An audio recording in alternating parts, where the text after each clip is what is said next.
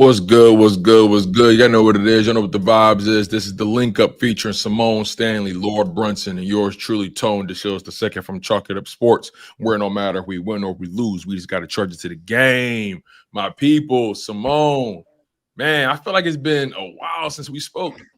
It has been Yeah, very much Simone. so. How Simone, y'all what you, been? you was getting them veneers. Next time we talk to you, you was getting them veneers, man. You Next time, good? I hope I'm getting some my bottom teeth veneers, but no. Yeah, last time I had a dentist appointment, y'all. So they saw me fighting for my life in that video I did because I think Kevin Patullo. No, it was some news that came out later that day, and I had to fight for my life trying to move Yeah, my mouth. something happened. I can't remember the topic of that video, but something happened. Something happened, and I was fighting for my life trying to keep my face still. It's funny, like we got so much to really get into. Y'all mentioned the Kevin Patullo thing.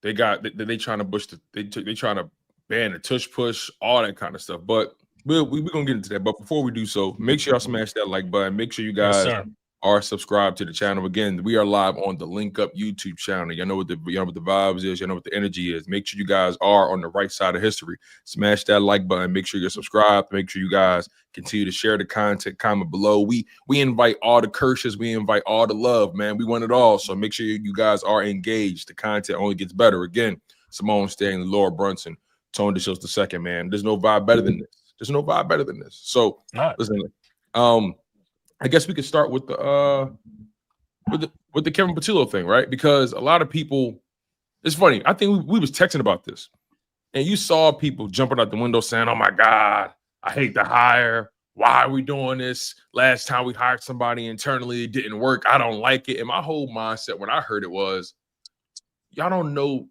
two things about the man. All we know is that he was the pass game coordinator, and that was it. He's been Nick's right-hand man since I think the Colts or the San Diego days, whatever it may be. But I want to get y'all thoughts on it, right? Symone, we can start with you. When you first saw the Kevin Patullo hire come across the wire, what were your thoughts? What were your feelings?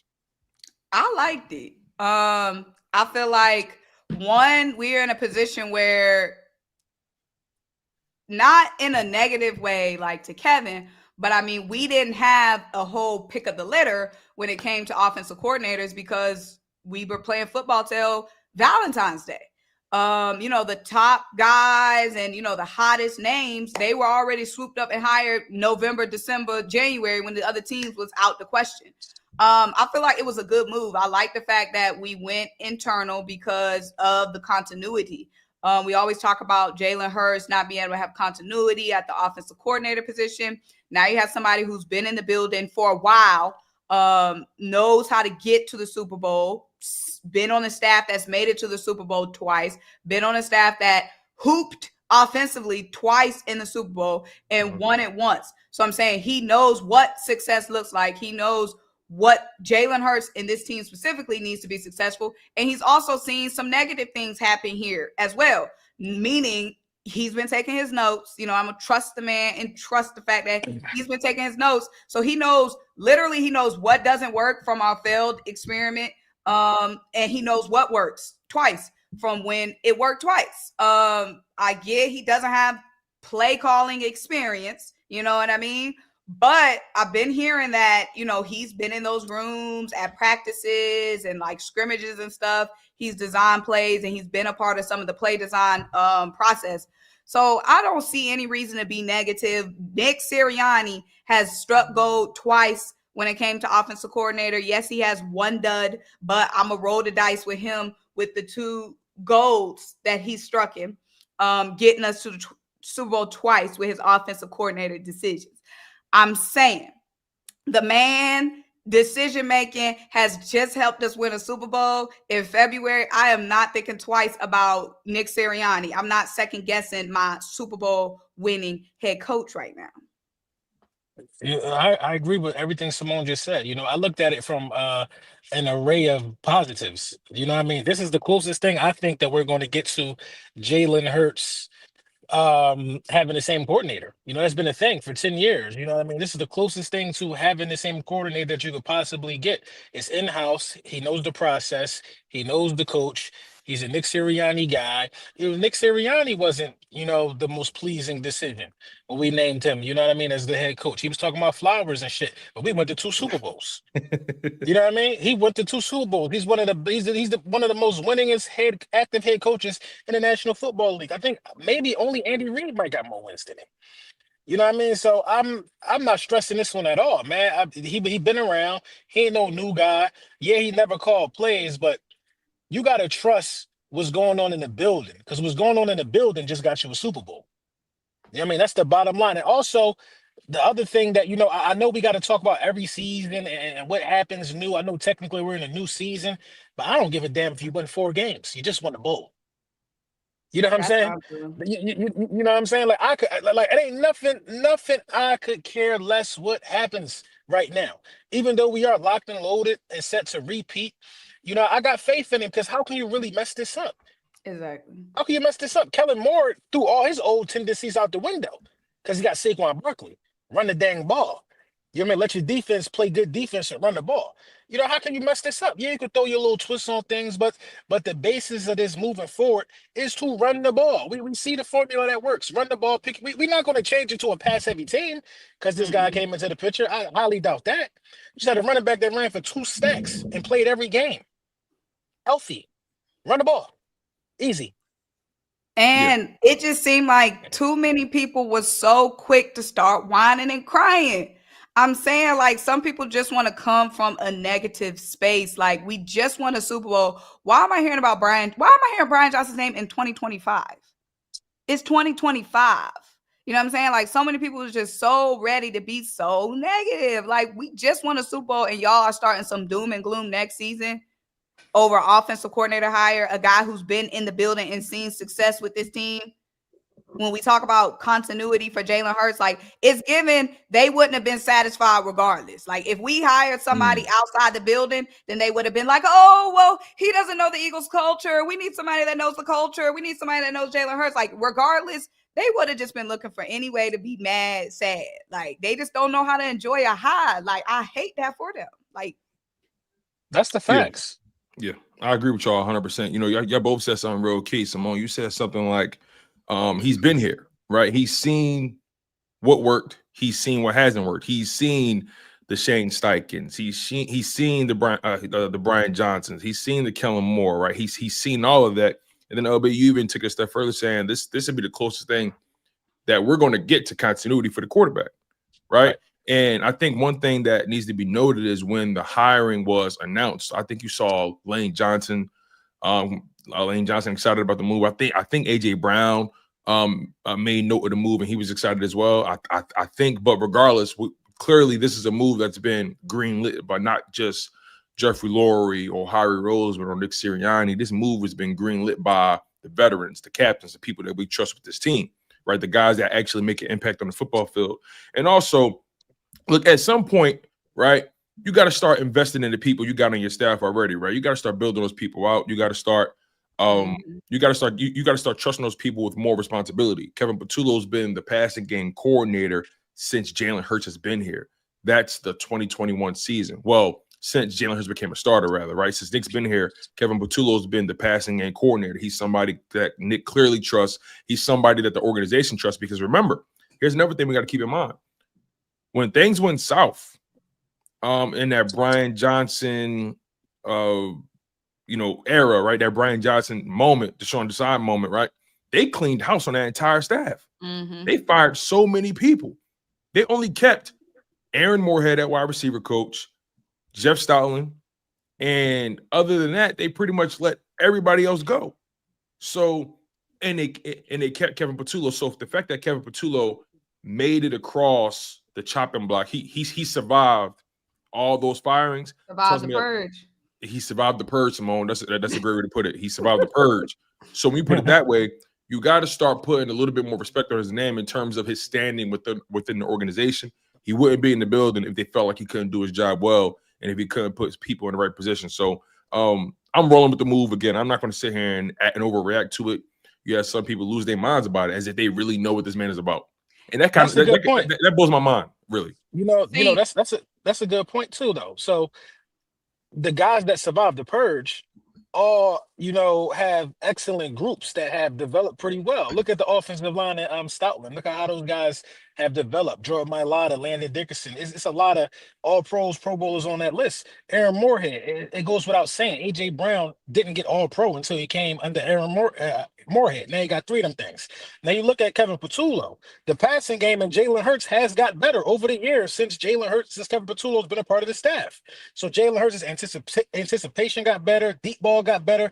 Everything about Jalen Hurts throwing the ball, mechanics-wise, everything has took a step up every single year he's been in the National Football League. So Kevin Patullo has grown with Jalen Hurts. So I think this could be a really good match made in heaven. Now, I will say, this is my last thing on this. If it turns out to be a great pairing, offensive coordinator Jalen Hurts and Nick Sirianni, he ain't going to want to leave his man Sirianni. This could be Jalen Hurts' first time to get a true coordinator back-to-back. You know what I mean? He's been there so long. Exactly. And my thing is, one, Kevin, because everybody want to go on Brian Johnson, right? Brian Johnson barely had any experience, period, coaching. Kevin's been coaching for darn near 20 years at this point. Right. Like, Kevin has been coaching, so like he's seen so much. Like, Brian Johnson was not only not experienced offensive coordinator, he barely had any coaching experience, period. Like, it's not the same thing with Kevin Patullo. And also with everybody crying about the Brian Johnson moment, offense was still putting up points with Brian Johnson. They were still top 10. Defense was ranked 32. Like, even with the terrible play calling and that offense in 2023, the offense kept us in games. The defense was selling out. As long as we got Vic Fangio and we keep the main thing with running the ball, we are going to be fine. Like, we don't need a superstar offensive coordinator. We don't need an offensive genius mind. As long as we got Stout, this O-line, Jalen Hurts, Saquon, and Vic Fangio's army, we going to be good. I mean, because that's a good point. To my knowledge, I ain't never seen, what's the homie name? Ben Johnson. I ain't never seen him in no bull calling plays. I ain't seen it. You know what I mean? In fact, I seen him in, what was that? The divisional round against the Commanders, throwing the ball with a wide receiver, shit getting picked off. So all of these sexy plays and all of this stuff that everybody like to do, nah, man, we about winning in Philadelphia. Buddy been around winning. Let's keep a winner. Let's promote a winner. You know what I mean? Let's promote a winner. I like it. Absolutely. And my last point, we could definitely move on.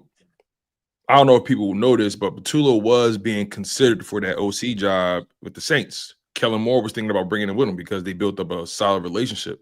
So when you think about it from that perspective as well, now Kellen obviously went with Doug Nussmeier. That's his guy. He's been rocking with him since, like, wherever Kellen's went, Doug Nussmeier has went. Doug Nussmeier was the quarterback coach for the Eagles, quarterback coach in Los Angeles with the Chargers and also with the Cowboys at one point. But he just took the guy that he knew longer, right? But still, Kevin Patullo wasn't a runner for that job because of the relationship he built up with Kellen Moore. So again, he's somebody that people like. He's somebody that people respect in terms of his football acumen, his football mind. And regardless, let's get the guy a shot, man. With this kind of personnel, you ain't got to overcook it, man. Like, you see the one-on-one, hey, give it to AJ. Hey, see the one-on-one, give it to Smitty. Hey, they trying to load the box. Hey, Saquon don't care about none of that. So, like, this personnel, you ain't got to have a Sean McVay. You ain't got to have a Matt LaFleur. You ain't got to have a Kyle Shanahan to get this thing going. So, I like the hiring, though. And then one last thing, Jalen. In our most pivotal moments on the offense side of the ball, Jalen Hurts made the call. Bingo. So it's like we got a coach on the field anyway. Bingo. I like that. That's a good point. That's a very good point. Now, staying on Jalen Hurts for a while, because we talked about this a little bit offline, and I know a lot of you guys saw the videos. I think LB, you retweeted it as well. Jalen Hurts is already back in the lab, man. Already back in the lab. I think he was working out at his high school in Houston. Working out with his brother. I think his brother is a coach with their father on their high school football team. The coaching runs in the family, right? The football love runs in the family for sure. And Jalen Hurts' commitment to greatness, his commitment to getting back to the lab, and his commitment to just getting things, nice and right for the upcoming season is bar none. I mean, when you think about where he's come from, his rookie season up until now, all you can do is show love to Jalen Hurts and respect the game and what he's brought to the table. When you guys saw that video, saw how he was moving, saw how he was flinging the rock, what were your guys' thoughts? I liked it. I mean, we already know Jalen gonna be in the lab. You know what I'm saying? Like, this what he do. This football is a lot of these guys' life. Like, he just out there getting loose, working. I love the mindset that, you know, most of this team has. I'm sure we're gonna talk about Vic Fangio a little bit, but Jalen during the Super Bowl, few minutes left on the clock, and he's talking about we running this year up. Like, you know, we get more. We running this year up. Like, these what? We ain't gonna let you keep getting away with calling them Vanjie. Whatever you say, Vic, whatever you say, because y'all be on me. That's why I'm saying that, because y'all be on me. I don't know what you talk. Vic, say it again. Different every time. I call them Vic Fan, Fagnolio, Fangio. Hey, how you say it? Van? It's Fangio. I swear I was saying that, and then they was like, I was too hard on my F's, soften up my F's. So you turned to me. So I try to say it fast so you can't really hear it. I heard it the first time, but I was like, I'm gonna let it slide though, because I be trying to say it fast, like slick with it. You know what I'm saying? Symone, you say Vic, and if LB, you say Spags, and we cool. I'm gonna just call him Vic. Y'all know what I'm talking about. I ain't gotta call him nothing else no more. He's a pack. I ain't gotta talk about Buddy no more. Oh yeah, okay, we ain't gotta talk about him no more. Yeah, that's old news, right? I didn't cut you off. No, it's funny because when we first got him, I was saying they said I was too hard on my F's, so I tried to soften it up. So then I try to like fudge it, so it. You trying like I'm calling Vic. Anyways, yes, Jalen Hurts is back working. What else we expect? You know what I'm saying? It's Jalen Hurts. And for the folks saying he need to take some time off, no, he don't. You know what I'm saying? He had the fitted cap on and a chain. Just some light work he was getting in. It's like, bro, you know, when I first saw it, my immediate thing was to look at the landscape. Look at what the haters doing. That was my immediate thing. I don't know why. You know, I couldn't even bask in the glory of it yet. I'm just now in the glory of him working hard. But where's the videos of these guys who ain't win the Super Bowl? Where they work at? I see a lot of them working their mouths. Pause. Mm-hmm. I see a lot of them just talking. You know what I'm saying? I ain't see that talking about all of our court now. Where you work out video at? You probably on vacation. I ain't seen no Josh Allen workout video, because after you lose, your first instinct is to go retreat. Oh, I need to take a break from the sport. Getting my ass bust was so mentally draining. You know what I'm saying? That was my first thought. Then I started to think about who's in his ear. Well, he said he had a conversation with Michael Jordan before the Super Bowl. I'm pretty sure that dude practiced after championships all the time. Tom Brady talks highly of him. Peyton Manning talks highly of him. Drew Brees, you know, he's taking after the guys that talk highly of him. Do you think Chase Daniel was practicing after the season in February? Do you think Fitzpatrick? No. What's the other dude? Orlovsky? No. He's committed to the game. He's committed to the game. You know what I mean? The ones who always work the hardest will always outshine the quote-unquote more talented ones. That's with anything in life, bro. He's putting the work first. He's putting in the work. That's what bro, I thought he was a lunatic. I thought it was insane. I thought it was something wrong with him. He's an evil genius. It's the only way to put it. He's an evil genius. Yeah, I agree with you, bro. It's one of those things where you look at a guy like him and you think about how he came into the league and how he was discussed and how they were trying to convince him that or ask him questions in regards to him trying to change his position. And you know they do it to a lot of the dual threat, a lot of the running quarterbacks in particular. They did it to a lot of the black quarterbacks. They asked them if they would consider changing their position. They asked Lamar Jackson that a while back, right? So when you see a guy who understands that he's been the most doubted, you see a guy who maybe wasn't the most polished coming in. I think that's no secret. Hard work ultimately is all you have. And all he's done every single season is elevate his play and just revamp his style as to what's needed for the offense. Right in 2024, he said, "Okay, y'all need me to, delegate a little bit more. Y'all need me to call these checks. Y'all need me to put the ball in Saquon's hands a little bit more. Y'all need me to make the passes when y'all need me to make the passes. Okay, we'll do that." In 2023, he needed to be a gunslinger. He needed to carry that team because the defense wasn't doing nothing. You know what I'm saying? He had several double-digit comebacks throughout the 2023 campaign. Started the season 10-1. Now things kind of went off the rails, but regardless, though, he was asked to do a different job in 2023. And in 2022, you know, we saw we saw the big reveal, right, of Jalen Hurts' skill set on full display, right? So Jalen Hurts, again, he's always been this guy. This is nothing new. I think it's ultimately just exciting to see a guy that just won the Super Bowl, right? A guy you've seen on Jimmy Fallon, a guy you've seen on The View, a guy you've seen on Good Morning America, a guy that's doing his rounds, man. And now it's back to work, business as usual. Because I think AJ Brown said this. He was on $1 million worth of game with Gilly and Wallow. Shout out to them. Love what they do. Mm-hmm. He was saying the reality is we behind. We behind, so we can't afford to, you know, take no breaks, right? AJ Brown was talking about how, you know, he's considering adding ballet to the off-season workouts because he want to make sure his footwork stay tight. He want to just keep up in the ante, keep challenging himself, keep trying to add more tools in the toolbox. He said, you know, he obviously boxes. We all know that. He swims. He does a lot of different things. But his mindset is we're the hunted now. I'm sure Jalen Hurts believes the same thing. We're the hunted now. And we can't afford to get comfortable. The moment you get comfortable is when you get got. Yeah, because you know, talking about me about to go eat. Winning the Super Bowl is cool, but they chasing greatness now. Because if you repeat, who's done that? Tom? Who else has done that? If it ain't Pat and Tom, the last people that repeated was probably the Cowboys in the 90s. But did Pittsburgh repeat? No. You know what I mean? You chasing greatness now. During the Terry Bradshaw era, I don't know. That's a good question. No, I'm saying if it ain't Pat or Tom, the last people to do it was the Cowboys in the 90s, I believe. Okay, got you. Because Brett went to back-to-back Jones. He ain't win. You know what I mean? And you chasing greatness now. Like the mission just got bigger. Now it's mission go get another one back-to-back. That's the mission. That's the mission right now. And bro, when your quarterback, and I think it's a recipe to repeat, man.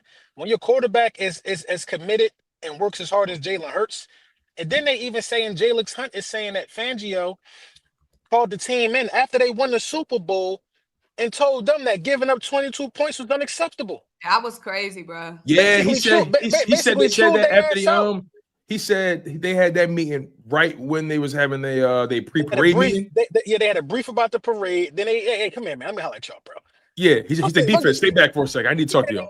Yeah, man. Come on, man. What was that? 22? They trash. Vic ain't want them to get a blade of grass. And garbage time with the backups. With the backups, Vic ain't want them to get a blade of grass. He talking to people who ain't even gonna be here in the offseason. Maddox probably won't be here. They still get everybody getting their ass chewed out. I ain't want them to get a blade of grass, bro. And that's how you repeat. You gotta have coaches that's the same. Andy Reid, Belichick, Fangio, Sirianni. You gotta have a quarterback that's the same in big moments. Tom Brady, Patrick Mahomes, Jalen Hurts. These guys are the same guy in these big moments. And you gotta have a supporting cast that's gonna rally behind those two things: coaching and your quarterback. That's the recipe, man. I'd be surprised if we don't repeat if we stay healthy, barring injury. Yeah, that's a good point. Go, Symone. That got me so excited. Like Vic Fangio got me excited because I'm like, this defense really can be so much better next season. Like the mindset that they have right now is intense. Like, I'm like, you got Vic Fangio saying that's not enough. I'm not satisfied. After the parade prep, this meeting is supposed to be about who bringing what bottles. Make sure y'all got that y'all Advil. Make sure you got drink plenty water. Drink your water. That's what this trip was supposed to be about. How many tickets you got to bring on this float? And Vic is like, nah, hold up. A week after the Super Bowl, darn near a week. And he like, you know what? This is when I'm gonna have everybody in one spot. Come on, let's talk about it. That's wild, bro.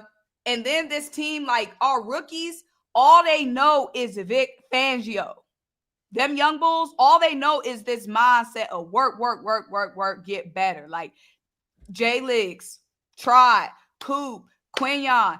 All they know is this rigorous of Vic Fangio. You know what I'm saying? He's the greatest defensive coordinator in Eagles history. I'm sorry, the Buddy Ryan days, all of that, man. I'm old, man. That's old, man. That's old. You already saying that? If I had to, It's funny you say that because if I had to give somebody they flowers for really kind of setting the tone, especially in this new Jeffrey Lurie era of the Philadelphia Eagles, the Midnight Green era, basically. Like, I got to give love to the legend.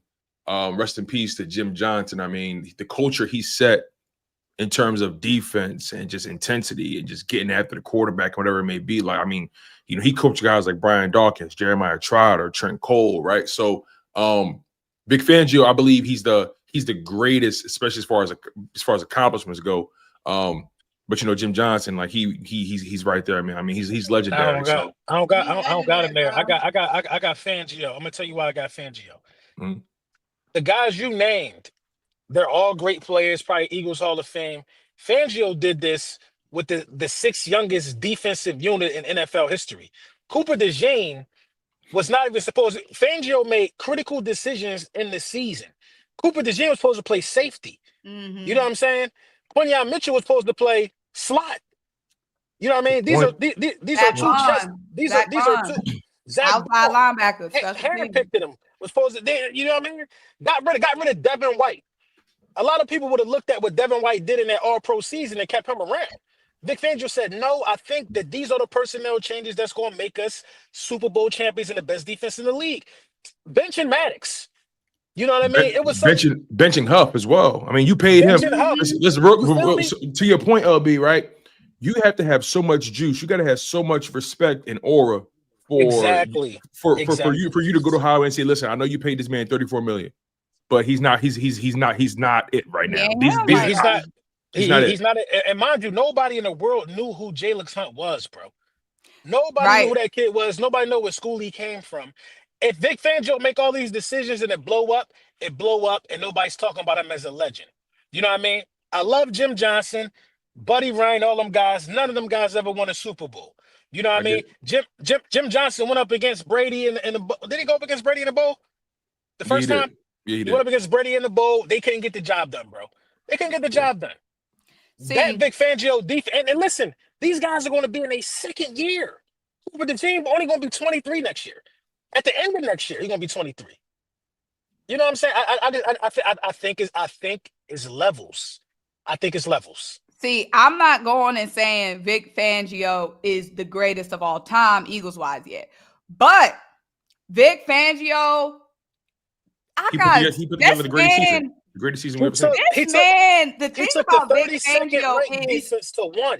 Vic Fangio, like you said, he peeps stuff early and he doesn't wait. Like once he has an intuition about something, he acts on it. You know what I'm saying? He's seen so much. Like we said with Devin White, he knew early, no, it's going to be Dean and it's going to be Zach Bond. Like he knew early. You know what I'm saying? In the draft with Jalen Hurts. You know what I mean? Taking Jalen Hurts in the third round. He knew early.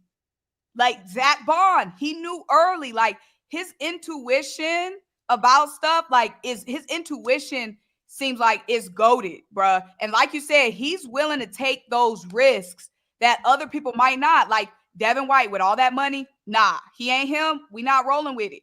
Bryce Huff, all that money, he not him right now. We not rolling with it. Coming in, shaking stuff up with Maddox. He makes the moves. That's what I really respect about Vic Fangio. He's willing to make the moves. I haven't experienced it from no other head coach. I ain't experienced Jim Johnson making no moves. Asante Samuel was we traded for him. He was already on. He was already somebody. The freak, Javon Curse. Did we trade for him? Did we draft him? Trent Cole and all of them guys. You know what I mean? I don't think Jim Johnson handcrafted and hand selected that defense the way that I just saw Vic Fangio do. Vic Fangio should have been whatever of the year. You know what I mean? The 32nd ranked defense to one, and then you do what you did to Patrick Mahomes in the Super Bowl. It's like 34-0, bro. He couldn't even get past the 50-yard line. You're making good points. You're making good points. I can't lie. I ain't never seen Jim Johnson do that. I seen Jim Johnson go to 5 straight NFC Championship games and he couldn't get over the hump. Then when he got over the hump, he lost. Vic Fangio just came out of no. Vic Fangio could have took a head coach job probably this year. But what he just did with that defense. I don't know, man. I gotta give it to Fangio. And it's not recency bias. Even if it is recency bias, he won the bowl, they didn't. That's just my thing. I get it. I get it for sure. And it's hard for me to put. It's hard for me to put. Go ahead, B. This is the thing with me, y'all. I'm ready to let all the way go of the past. That McNabb era, he ain't won no Super Bowl. Jalen Hurts, the greatest Eagles quarterback of all time. Yeah, I will say that. Yeah, it is what it is. I'll give him that for sure. I'll give him that. He been the 2. Nobody else been the 2. Saquon Barkley, the greatest Eagles running back of all time. It just is what it is. Off of one season, you could say some of these things. That's how great this season. AJ Brown, the best Eagles wide receiver of all time. What other one we got with three All-Pros straight like that? I'm willing to give that for sure. There's no duo. We haven't had a duo like AJ Brown and Smitty, in my opinion, ever, as far as just how the upside, the talent. You just got to call a spade a spade. The only one who position is secure is Kelsey, Lane. I'm talking about the Eagles' history. Brian Dawkins. Right. Yeah, I don't know. You mean secure right now? So yeah, secure. Shady ain't secure. You just see what Saquon did. You know what I mean? It's a turnover. The torch has legitimately just been passed. And where does longevity come in for you though? Does that matter in any way? Because I understand what you're saying as far as these amazing seasons and again, this is me just trying to play devil's advocate a little bit. I understand what you're saying as far as Saquon having a season we never seen before, Fangio having a season we never seen before, right? Jalen Hurts, two Super Bowl appearances, multi-time Pro Bowler, All-Pro, Burt Bell Award winner. He's decorated, right? Made 2 Super Bowls, 1 Super Bowl win, knocked out the GOAT. There's a lot of things, right, that lend to your argument, but I want to know where longevity fits in. It don't fit in. It don't take you far. It don't fit in that much. Nick Foles was the backup. He got the statue in front of the stadium. Where McNabb statue at? He ain't do nothing to get no statue. I'm just keeping it a bean. The winners, nobody's gonna remember Phillip Rivers after 3 more years. Phillip Rivers got in our memory bank. He's done. He never won nothing. He got 3 more years left in our memory bank. Everybody always gonna remember Eli Manning. So you gotta have positive. Losers care about longevity. That's what the Cowboys talk about. They're talking about the longevity of Dak, the longevity of Tony Romo. Losers care about longevity. Winners, our names are going to be etched in history forever. Let me say this. I'm going to say this. I'm not ready to say Vic Fangio. I'm not ready to say he's the best all time. Now, he's top 2, but I'm just not ready to say. Who's the one? Jim. But see, this is the thing. Hold on. I'm gonna just say this, okay? I'm gonna say this. I heard all the arguments and I brought them off the table. Not yet, okay? Amazing, phenomenal, goated season. Again, and he's up there top 2. I'm just not ready. I'm gonna see another season because we ain't slaves no more, Mom. We got 2 of them things. We ain't slaves no more. That's all I'm gonna say. Listen, we cared about Jim and McNabb and them because we ain't have nothing. Nobody is saying nothing about. I'm not saying nothing about McNabb. I'm just saying I'm just talking about Jim Johnson's defenses, bro. That's all I'm saying. Okay, I'm not saying. Total team, this was the total best Eagles team, in my opinion. Time, of course. Jalen Hurts is the best quarterback all time, in my opinion. I'm just not ready. Just not ready yet. We're gonna see. Right. And that's the emotional trauma of not. It's not the emotional trauma, though, LB. It's not the trauma. I'm telling you. I'm just not ready. So was you done with McNabb after Nick Foles won it? I mean, I was never in no Nick versus McNabb debates. I feel like the debates really came up like when Jalen Hurts came. You know what I mean? Like no. So as soon as Nick Foles won a Super Bowl, I said he was the greatest Eagles quarterback of all time. He's the first one to win the bowl.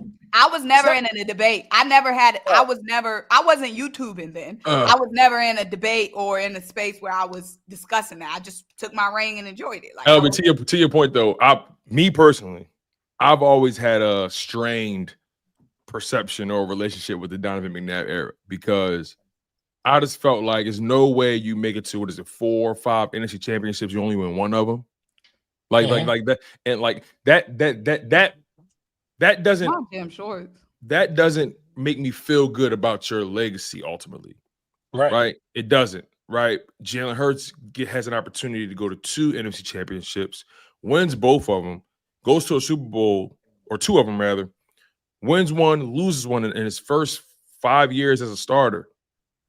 That's a big deal. Now, granted, the personnel McNabb was dealing with on offense doesn't even compare. It pales in comparison to what Jalen Hurts has been blessed with, right? So I want to make sure I give McNabb a fair shake in this thing because McNabb was not playing with any wide receivers that we really respect. No disrespect, but we don't respect them like that, right? Freddie Mitchell, Ty Pinkston, James Thrash. Like, come on, for real.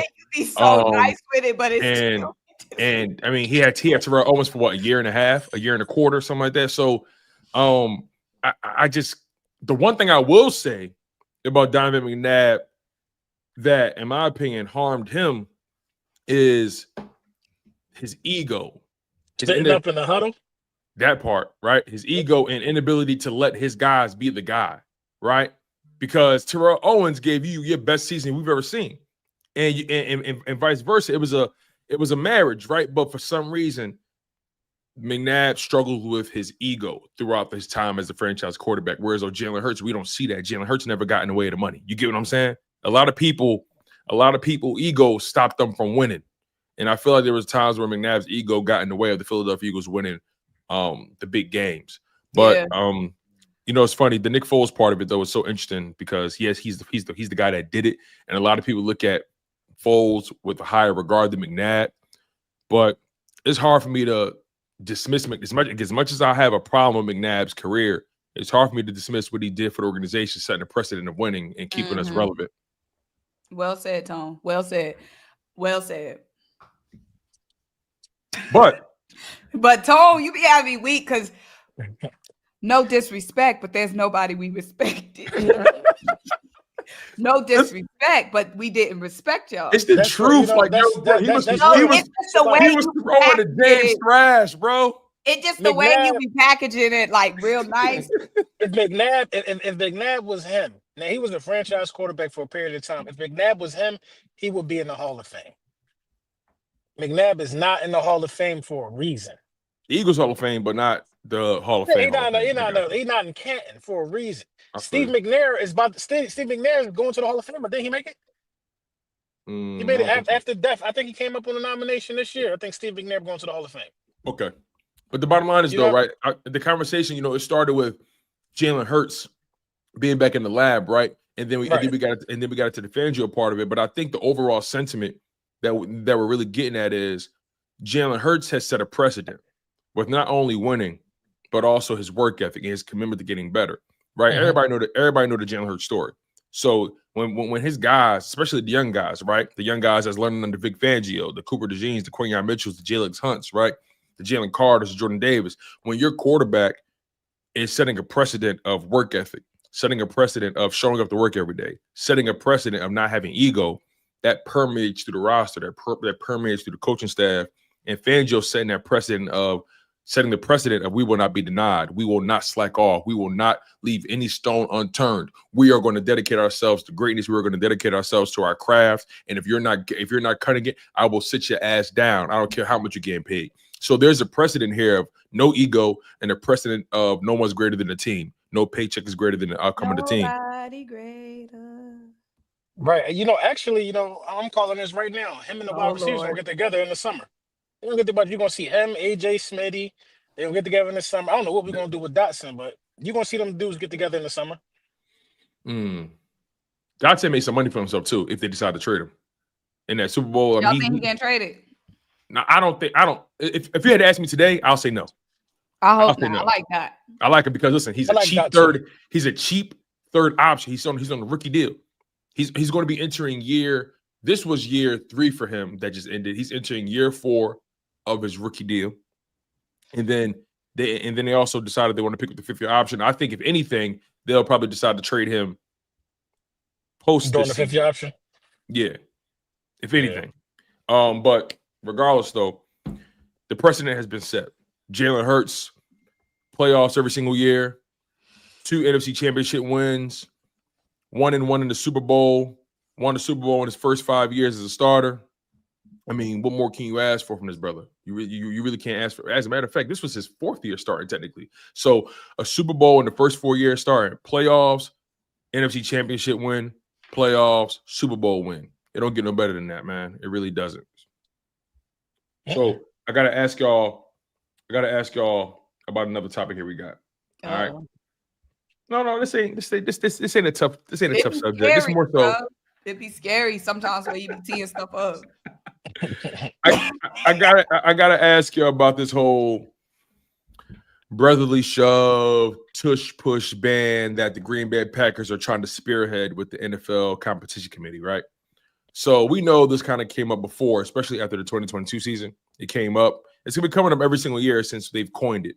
And obviously, I don't think any of us really like calling it tush push. It's a little suspect to me, but they're trying to ban the Eagles quarterback sneak. Green Bay at least is trying to get it done.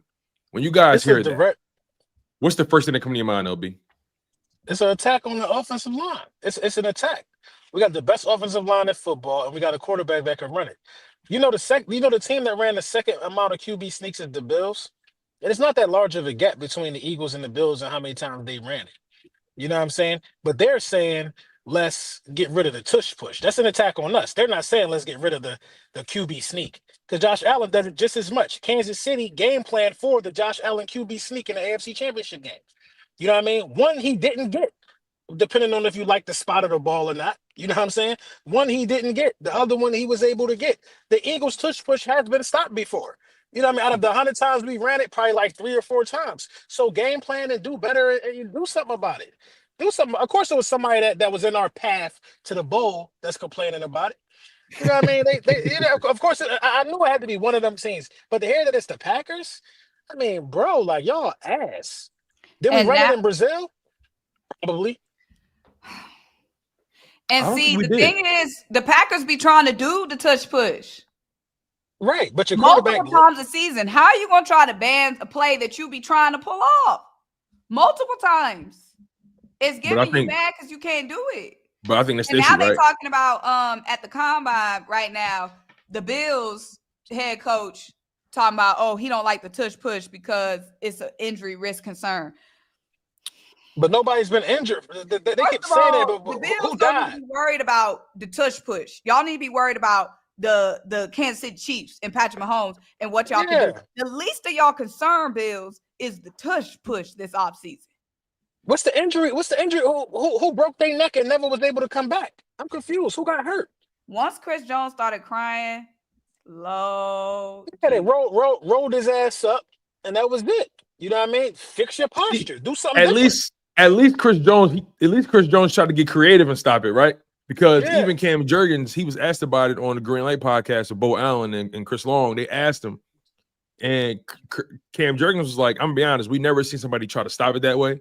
But they knew immediately that his ass going for a ride. That ain't gonna work. The bottom line is, right, the tush push, that play in particular, it won't be successful for respective teams because you're not built that way. Your personnel isn't designed around that, right? When you have Mekhi Becton at right guard, who's a behemoth, you got Landon Dickerson at left guard, who's a damn humpback whale. You got the Twin Towers and Lane Johnson and Jordan Mailata going crazy, right? You got Cam Jurgens, who's an athletic freak who was handpicked by Jason Kelce. When you have a quarterback who's around 6 feet, 6'1", who bench press and squats, 600 like 500 pounds. Like when you think about the way the team is built, it's like, damn, y'all can't do because y'all not built that way. It's very, very simple to understand. Tell y'all GMs to work harder. Tell y'all coaching staffs to work harder and get more creative and stop it. Because again, like you said, LB, people have stopped it on us before. And then when you see the Bills run that play, I think they ran it like 2 or 3 times in that AFC Championship game, and they failed. You look at how they running it; it's like, oh, y'all don't know what y'all doing. Here's the bigger caveat, though. I think we only ran it once against the Chiefs, right? In the Super Bowl. Yeah, it was touchdown. That's it. That was one time. We only ran it once. You want to know why we only ran it once against the Chiefs? Because we was whooping their ass. We need to. The Chiefs didn't let us get to 3rd and 1. They kept us in 3rd and longs, and Jalen Hurts continuously. I know where you're going, and I like that. I like where you're going. If you stop it, don't let us get in 3rd and 1 or 4th and 1. Don't let us get in 3rd and short like that. Play better first down and second down defense. Keep us in 3rd and 5 or longer if you want to stop the play. Stop it. Because you're asking Nick Sirianni to go for it on a 4th and 1. He's going to always – a lot of coaches are going to go for that. So I'm not here for the trying. And they're not going to ban it. They're not going to ban it. They're not going to ban it for that. They're not going to ban it for that point you just said. Yeah, and the Packers are going to be looked at as just crybabies. Yeah, I couldn't agree with you more. Like, Ryan Clark was talking about it on ESPN. He basically was just saying, like, yo, y'all got to work harder, coach better. What you saying? You know what I'm saying? Y'all got all the film in the world. Y'all got all the film in the world. Coach better. Tell y'all players to do better. Simple as that. Exactly. That's what I'm saying. J Love with the super chat. I'm gonna read yours right now. LB too old to be this ignorant. McNabb had nobody, and no one was beating the Cheatriots during that era. And T.O. had problems everywhere, but it's McNabb fault. You're not a slave no more. Unshackle yourself.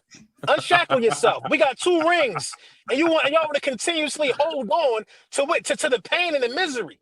The pain. You know where I was at when we lost that Super Bowl? You want to know where I was at? I was in the 11th grade. Sad, because I was still a loser. I don't care who McNabb had. In the Super Bowl, he had T.O., and he threw up in that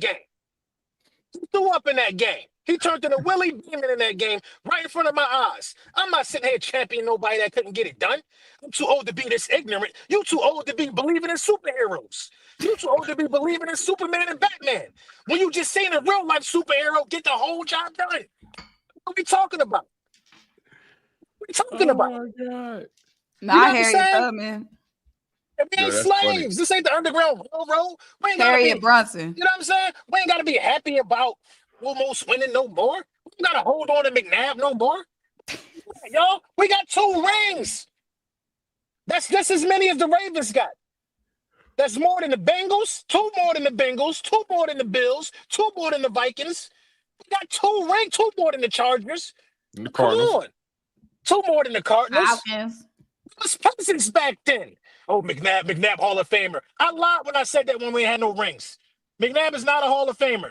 That was just me being emotional. I lied when I said that. Jalen Hurts is the Hall of Famer. Harriet Brunson. Brunson said, you don't got to be slaves no more. We ain't slaves no more. Oh, man. We Super Bowl champions. McNabb had nobody. We got a cap for McNabb. McNabb religiously hated on Jalen Hurts. Religiously. And also hated on Jalen Hurts. Hold on, real quick, though, to your point, LB. And then when they did try to give McNabb some people like a Deshaun Jackson and a Jeremy Maclin, he hated on them.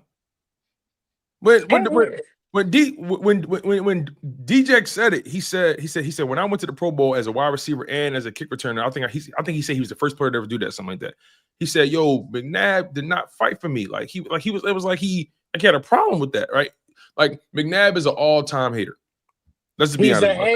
He's a hater. He didn't want if McNabb could have it his way, we would never have a single ring. He was cool with Nick Foles winning it because that's a backup. Oh, that's lightning in the bottle. No franchise. He hated Wentz. No franchise quarterback ever did it. Now when Jalen Hurts lost, he was cool with that. Do you think his support of Jalen has been because lately he's been lately he's been having Jalen Hurts back? Do you think that's genuine? No, it's not genuine, bro. He don't have no choice now because Jalen Hurts did what he couldn't do. He'll look like the ultimate hater right now. So he gotta try to, you know what I mean? He gotta do what he's doing. Cam Newton is a hater too. He's doing the same thing now. Now Cam Newton want to be his friend now.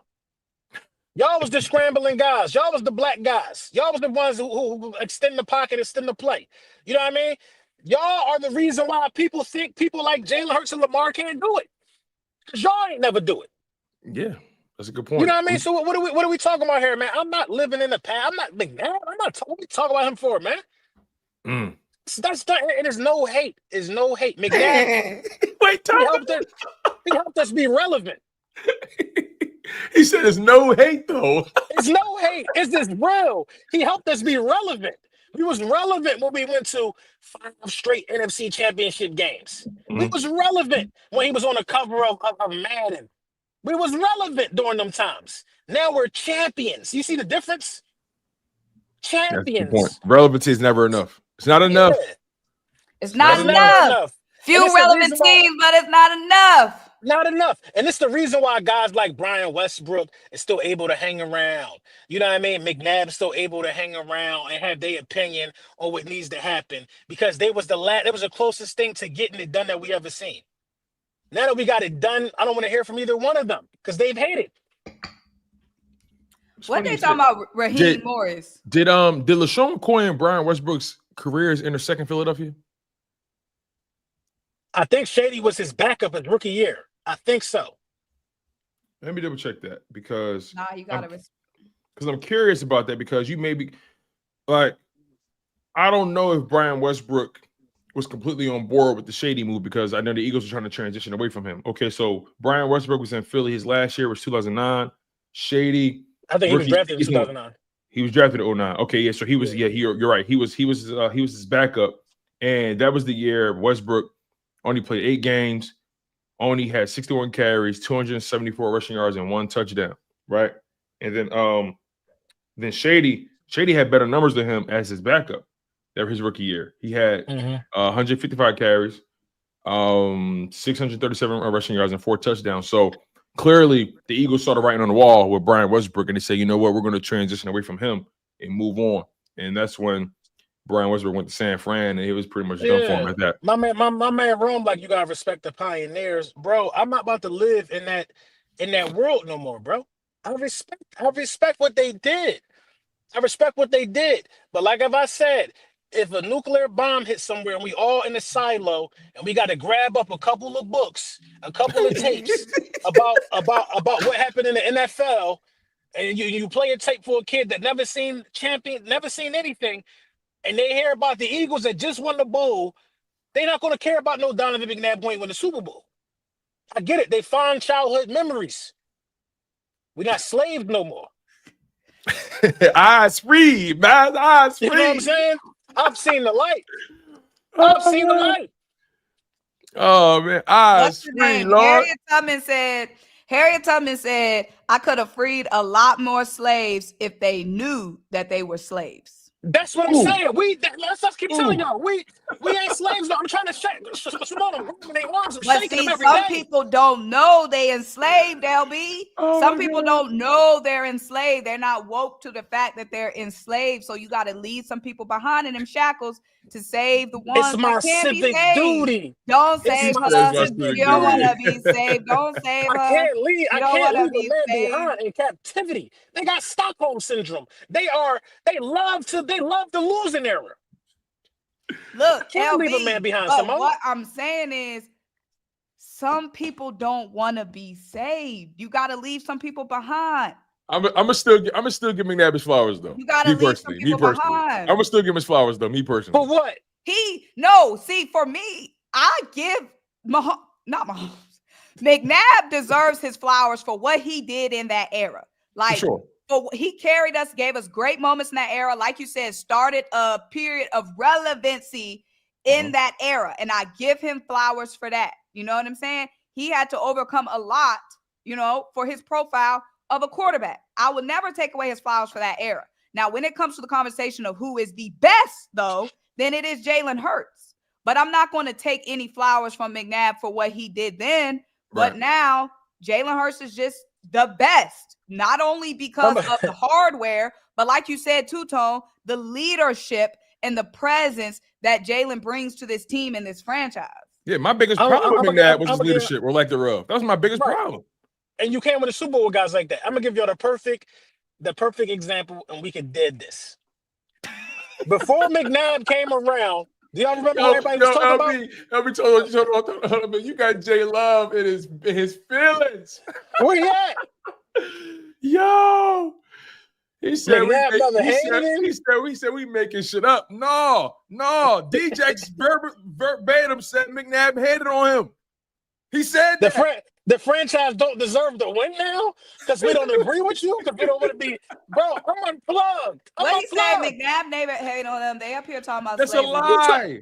He talking about, we don't deserve to win because you still J-Love got to be an undercover op, bro. No, he's not. J-Love been around for years. J-Love been around for a long time. We don't deserve to win because you still got your McNabb post up. This is my question. This is my question. Early in McNabb's career, before McNabb came, who was the guy everybody was talking about? Was let's give him his flowers. Who was he? Ron Jaworski. I thought it was Randall. Jaws. Yeah. It was Ty Randall before that or whatever how many times elapsed. People were still talking about Ron Jaworski.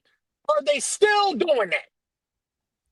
See, I think some things are getting confused here. I think the plot got confused. It did. I think that people think that you are trying to strip McNabb of everything, LB. It's the joke, Symone. The joke's hitting too hard.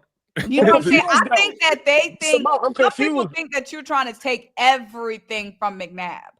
What is All it to you're take? saying is that era is now overshadowed. He said, "What does it take?" I'm trying to take nothing. There's nothing for me to take. He drawn. That's It's real. flowers. Yo, listen. The flowers for what, Mo? The flowers for what? LB. Me and Tone already said we give McNabb his flowers, you know, but if there was a debate, we're picking Jalen Hurts as the best quarterback. Easily. We know that Jalen Hurts is your best quarterback, in your opinion, LB. The question is, do you think McNabb deserves any flowers? Nobody said a ring or a Lombardi. Do you think he deserves a salute, some flowers for what he did in his era? No. I don't. I thought real hard. I thought real hard because the champions are the one that's going to get remembered.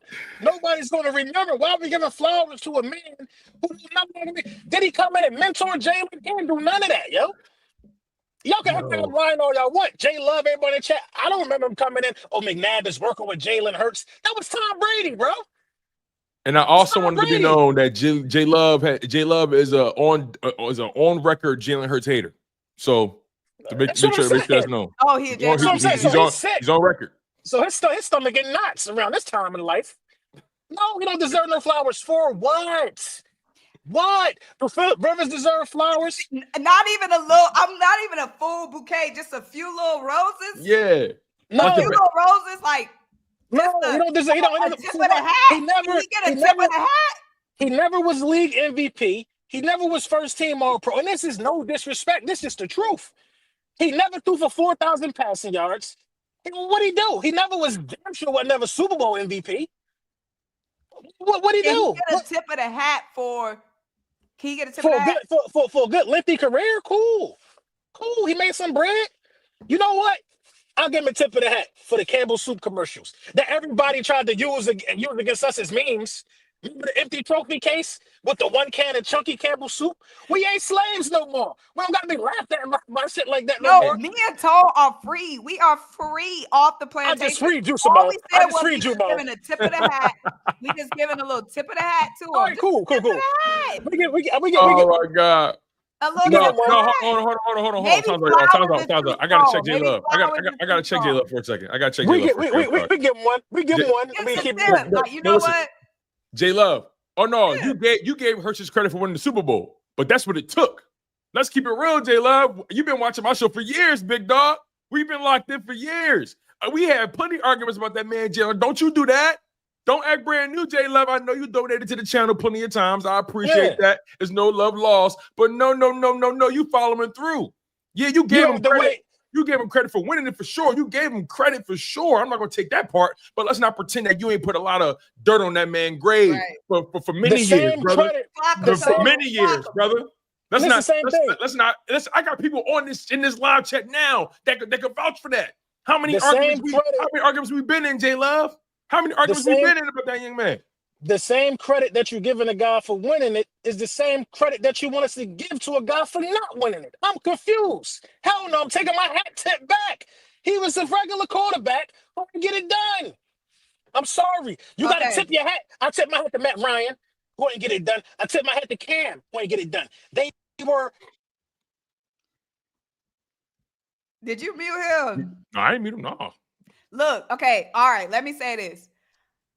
Somebody said free at last. For real, we need to go ahead and free at last. Thank God Almighty. Eagles fans are free at last. For the record, Symone, for you, Cook. For the record. Donovan McNabb. I'm shocked we got here, but let's do it. Donovan McNabb has never completed 68% of his passes, 67% of his passes, 66% of his passes in his career. The highest completion percentage he ever had was in 2004 when he was throwing the TO. And that was 64%. That's Jalen Hurts on a bad day, accuracy-wise. Mm-hmm. Oh my goodness. McNabb was the king of see, my memory getting jogged now since y'all want to No, put me back. he was the king of throwing dirt worms. King. He was the king. They had to damn near replace the turf every Sunday because he hit it so many times, so damn hard. After every Eagles game, like a damn meteor hit the field because McNabb been throwing the ball in the dirt. Stop it. Flowers for what? Flowers tip for my hat to McNabb. Who? I'm mad at you, sis. I'ma still tip my hat. I am too. I am too. Still tip my hat. There will Me be too. there's a lot of people that became Eagles fans in that era because of McNabb.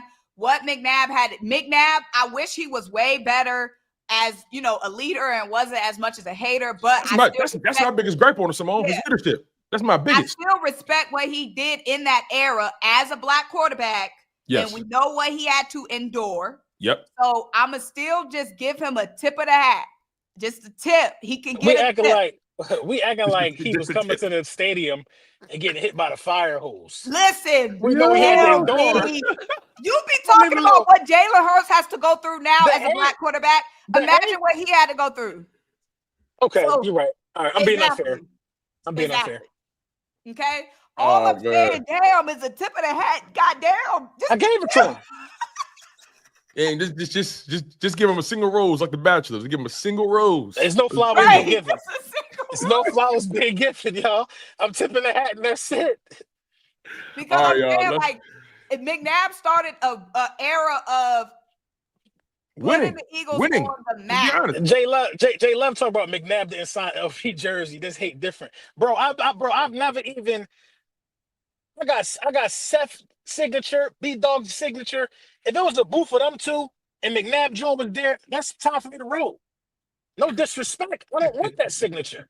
And I'm an Eagles fan too. And in my days of watching Eagles football spawned from Donovan McNabb.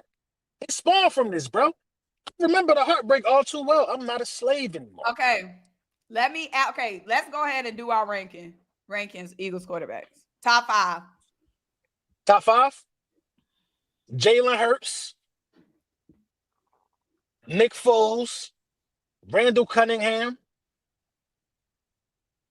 Doug Peterson. It's like Randall Cunningham. I'm gonna go McNabb. It's not even really a 5. It really is a 4. Yeah, it's like 4. I'm gonna go McNabb. You know what? Y'all not gonna like this, so I don't even want to do it. I know where you're going. I know where you're going. I look at McNabb and Vic going funny in the light. Even though Vic was short-lived, I feel like Vic gave me more heart. Yeah, he did. Vic gave me more heart. I would put Vic over McNabb. I ain't gonna lie. Vic made that shit fun to watch again. I ain't gonna lie. Yeah. Vic gave me more heart because the Vic had Andy Reid beating Tom Brady in them. Vic is definitely over McNabb. For me, it's Jalen, Nick, Wentz.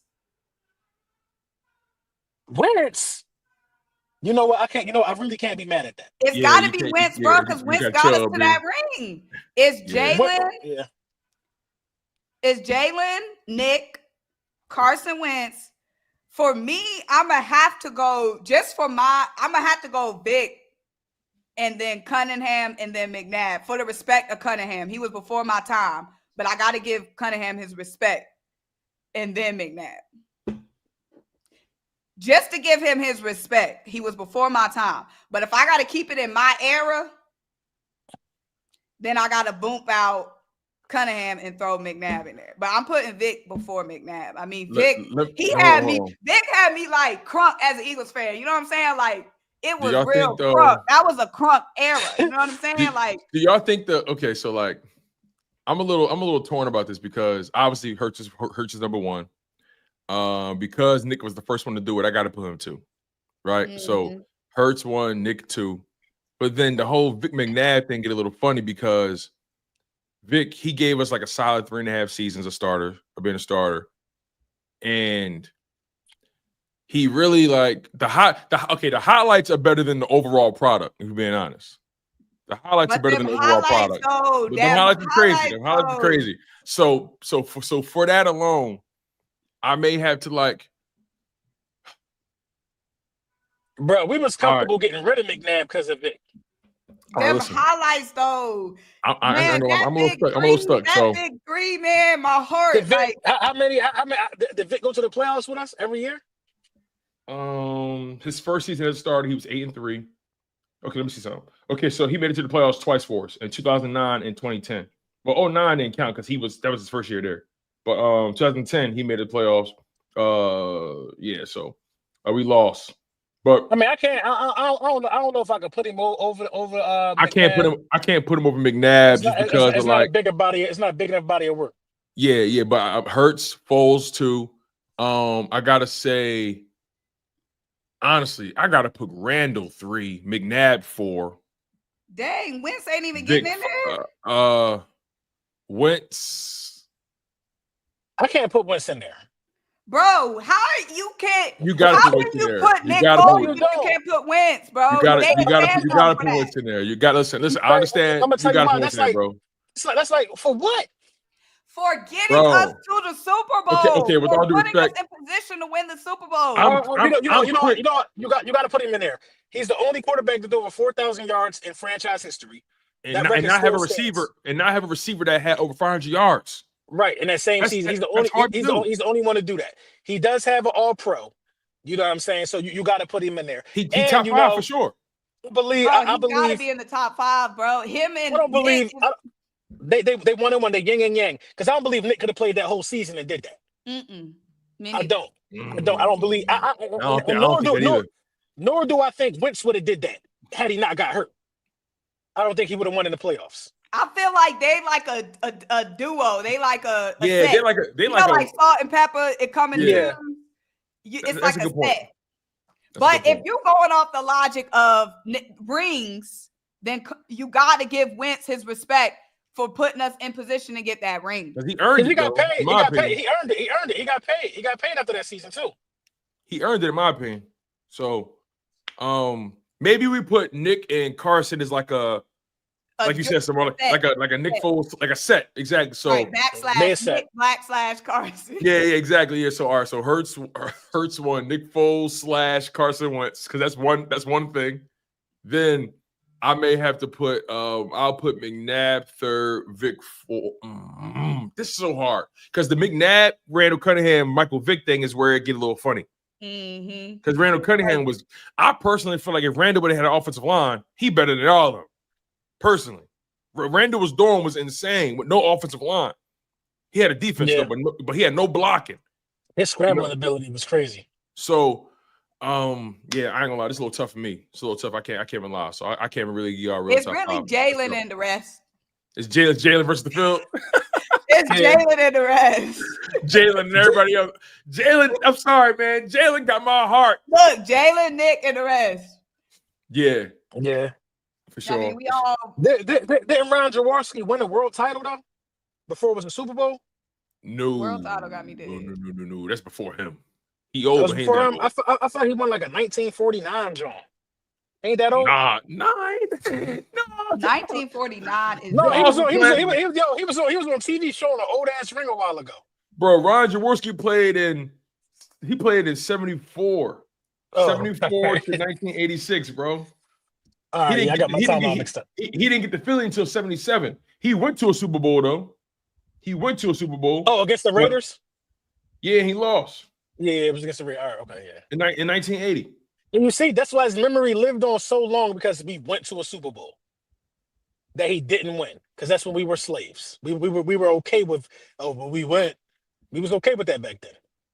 Yeah, when you win a Super Bowl, it's hard for you to really look back and say, I can't look at that the same, because all it does is make you think about, damn, what didn't we do to win that? We was in position all them times. Like, what was the difference? And it's hard for me to look at McNabb leadership and say it didn't matter. Anyway, y'all acting like I'm supposed to care about how old I said Jaworski was in the chat. Nah, you was on my head with No, you said something wrong. The 40s is crazy, bro. The 40s is crazy. 40s is as crazy as me saying Fangio. No, it's not. You know why I say Fangio?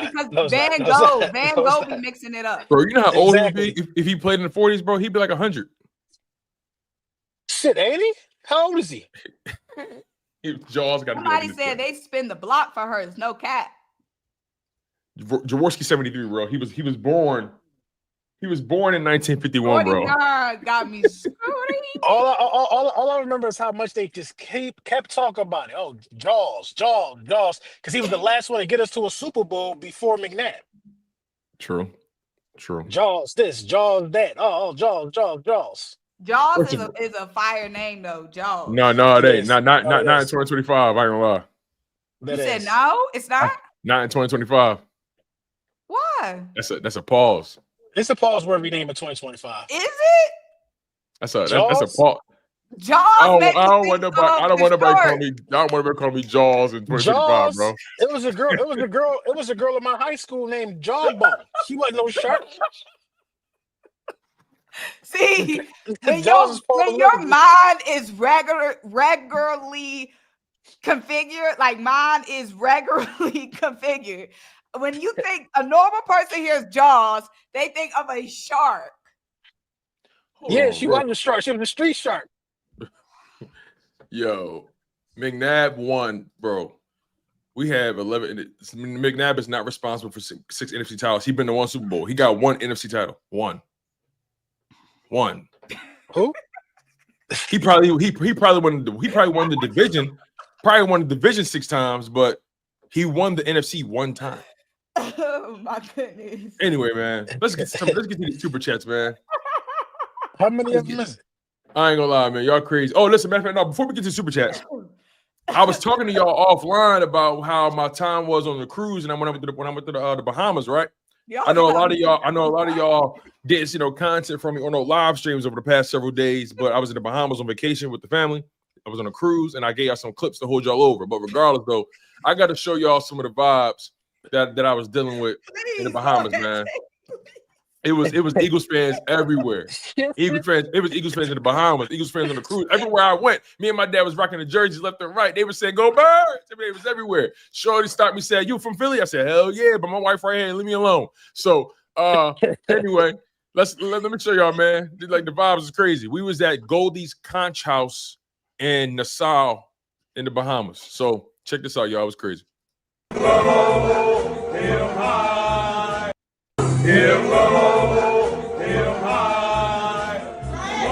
Watch the eagles fly. Fly, eagles fly. On the road to victory.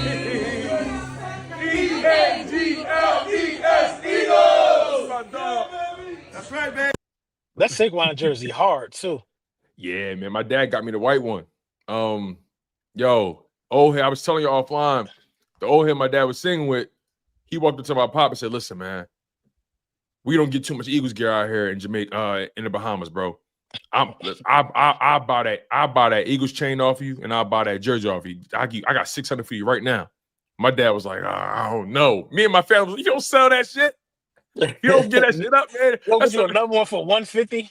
Right. Come on, man. Stop playing. But no, it was cool, man. It was Eagles fans everywhere on the boat. It was lit, bro. Everywhere, dog. I'm over there saying, "Hey, listen, check me out. Chalking Up Sports, the Linc Up. We hot out here."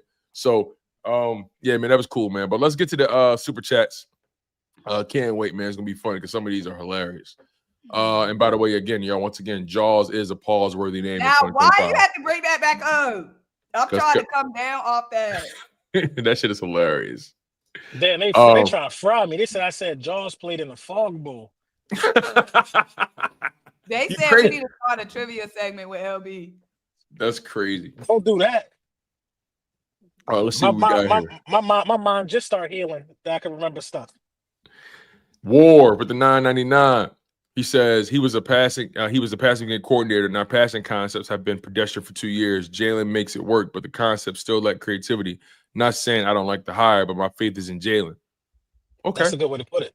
Okay, matter of fact, do that. Do the trivia game. Y'all think it's sweet?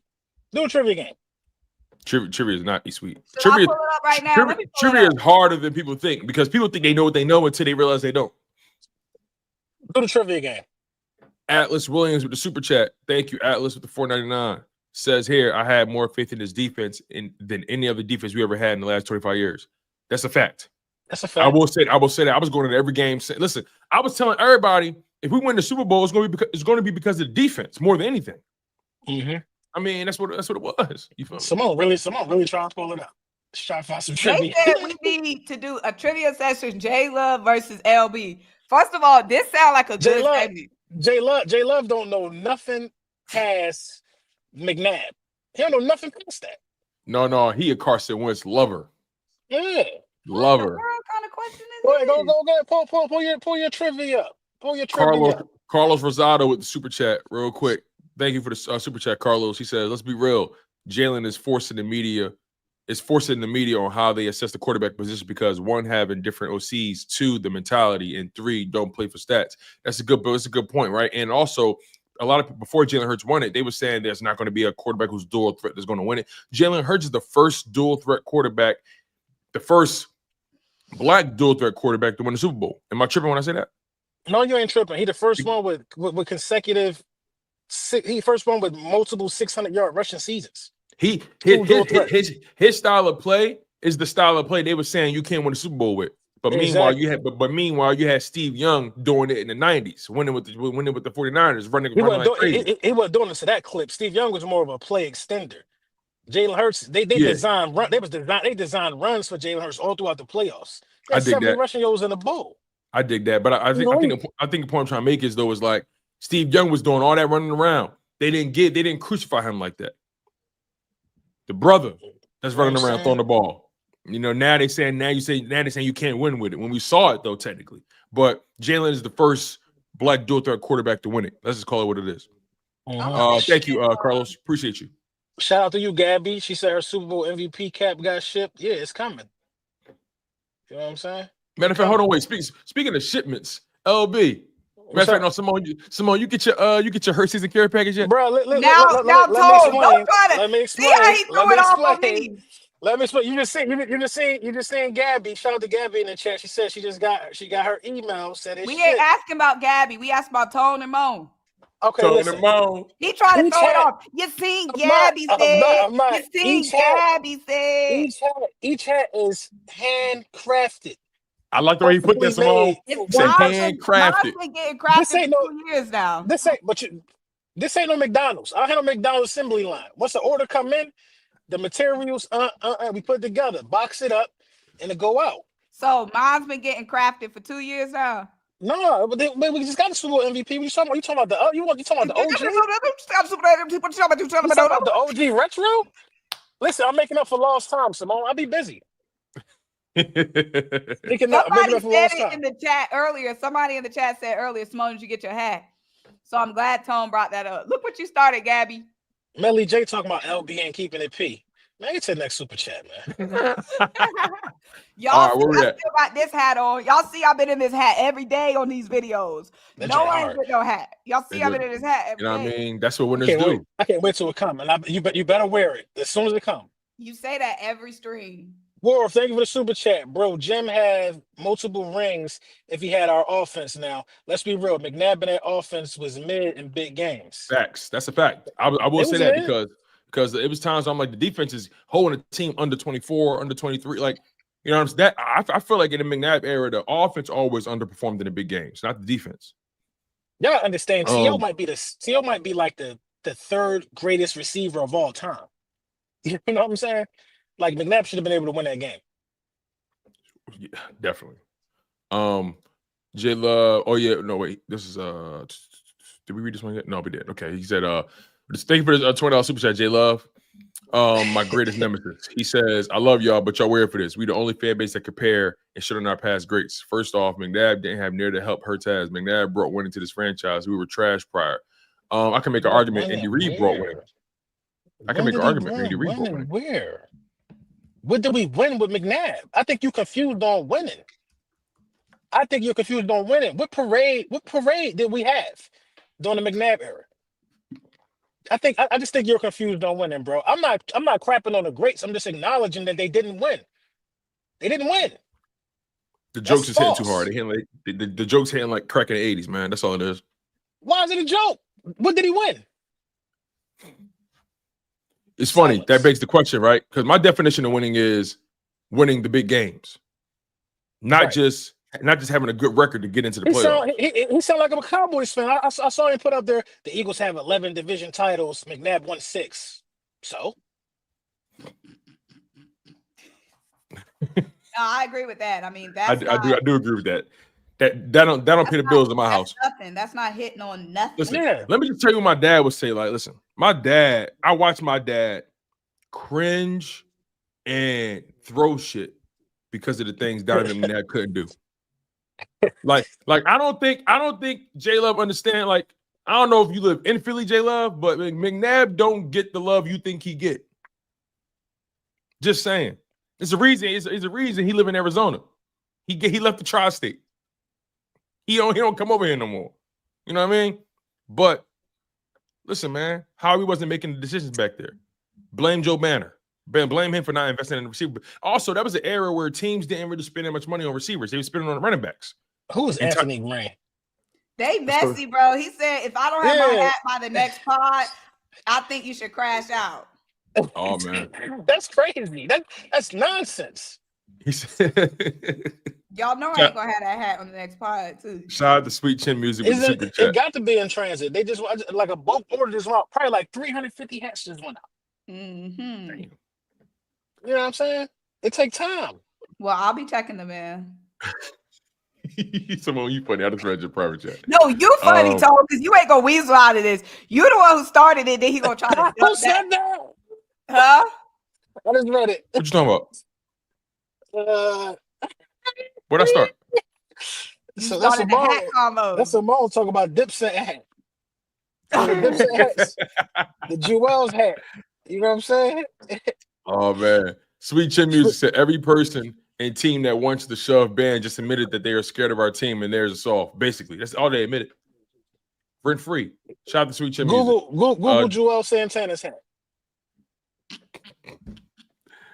Dante Robinson with the super chat. Thank you, brother. Thank you for just showing love, man. He back again with another one saying Raheem Morris trying to ban the Tush Letitia.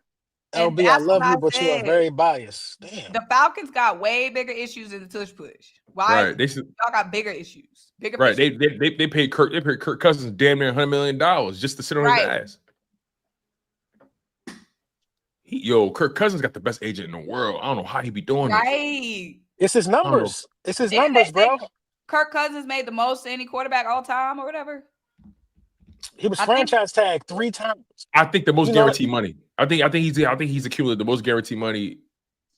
I think. No. I think Kirk Cousins made over $250 million. Yeah, they said. I remember when he signed the Falcons. I think they said he was the high. Like he's accumulated the most money. And Dak is like second. That's crazy, man. Dak, I ain't gonna lie, man. Him and his counterpart. Football aside, Dak be whacking the Cowboys, bro. Of course, they franchise tagged him twice, and he know it. You know what I mean? They extended him twice. That's a bag. When they keep when they keep giving you money like that, and you know damn well you can't do it during the playoffs, what motivates you to even try? What motivates you to really change your ways in the playoffs?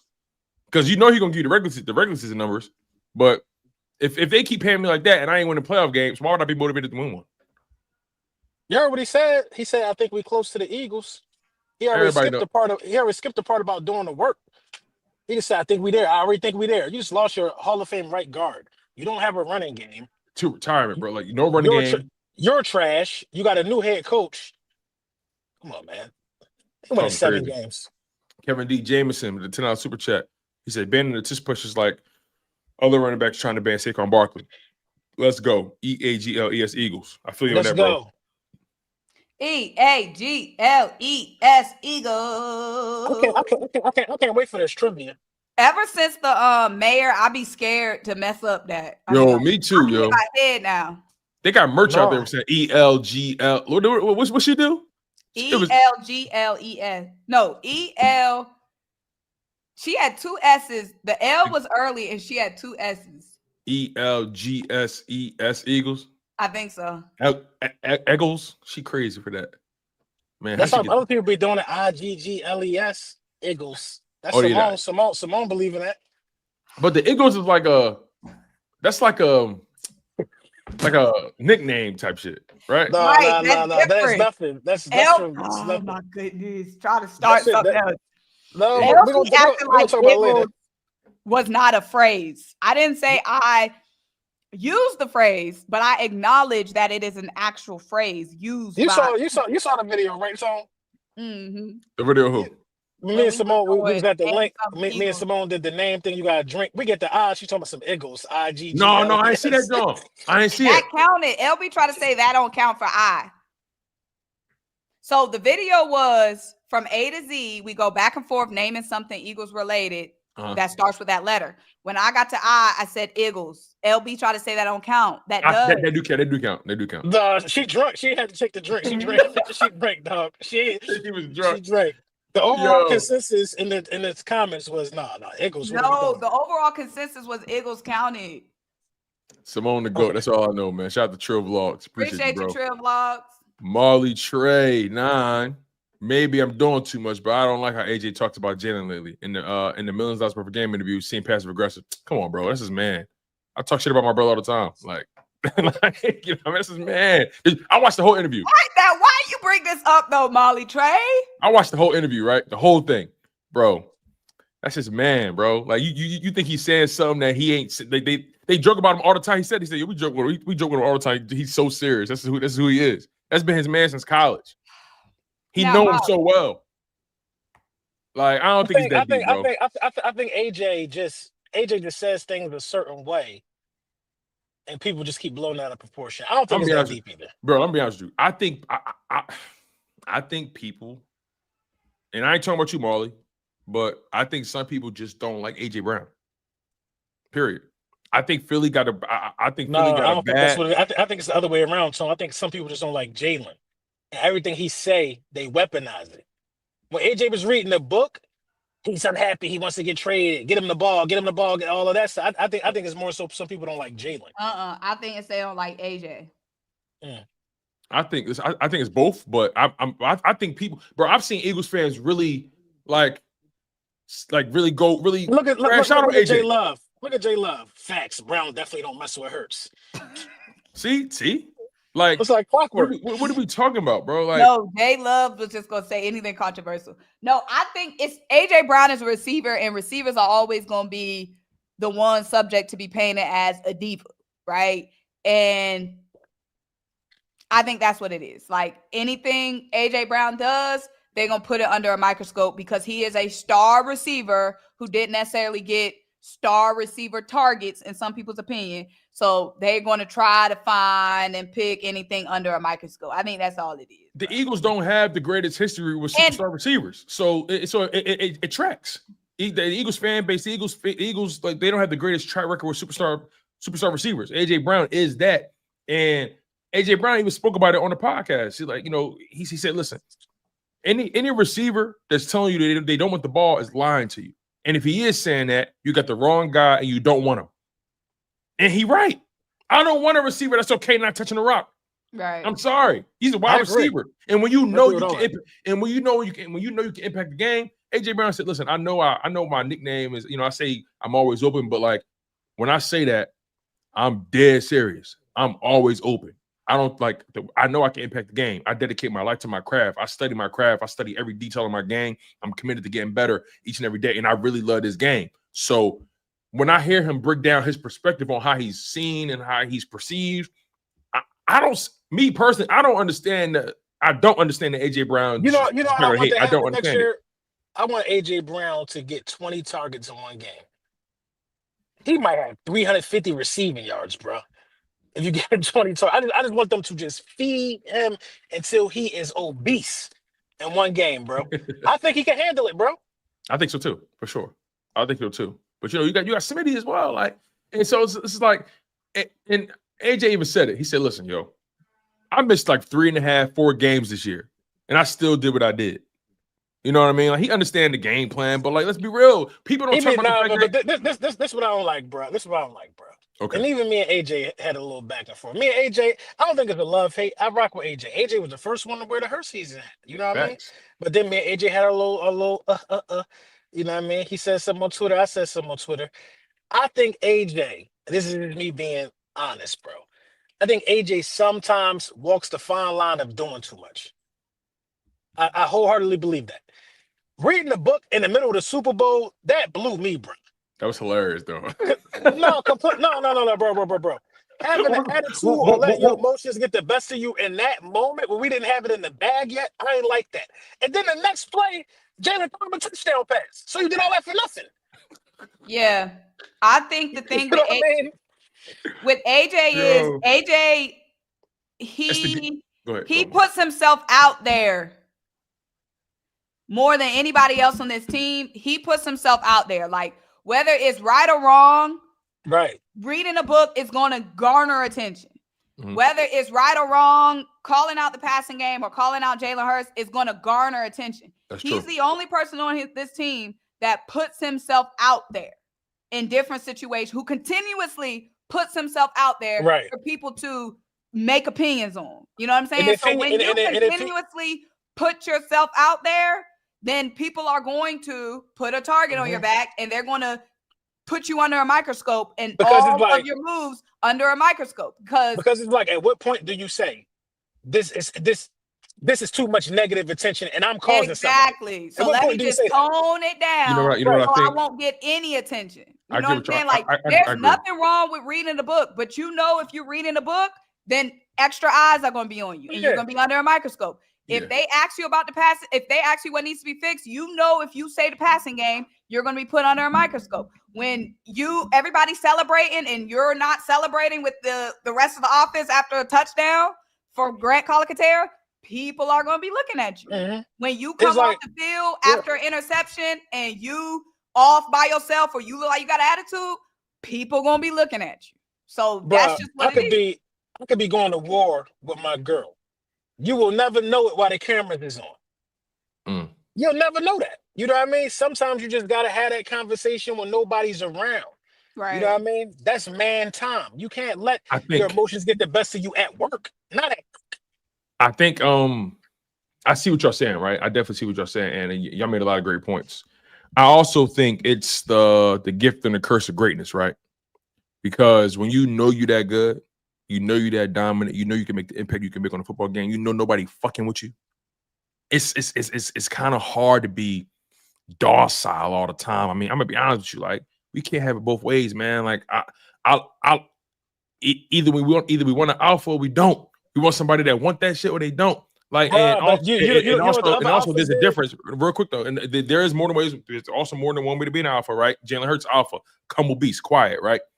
But also, this is my opinion. When we see some of these players who don't look like AJ Brown, and they passionate on the sidelines, they don't get that same talk. They don't get that same coverage. They don't. Now, I agree with that tone. However, again, on this team specifically, when you have a team that is always in the conversation, since AJ Brown has been here, this has been a team that's always been in the conversation for as a contender. So we're a top team. We're going to get extra coverage because we're a top team. Right now, AJ Brown is the only player on the team who puts himself out there, for lack of better terms. He's the only one who puts himself out there. It's not like we got two players who are, it's not like it's AJ Brown and somebody else, but the media only comes after AJ Brown.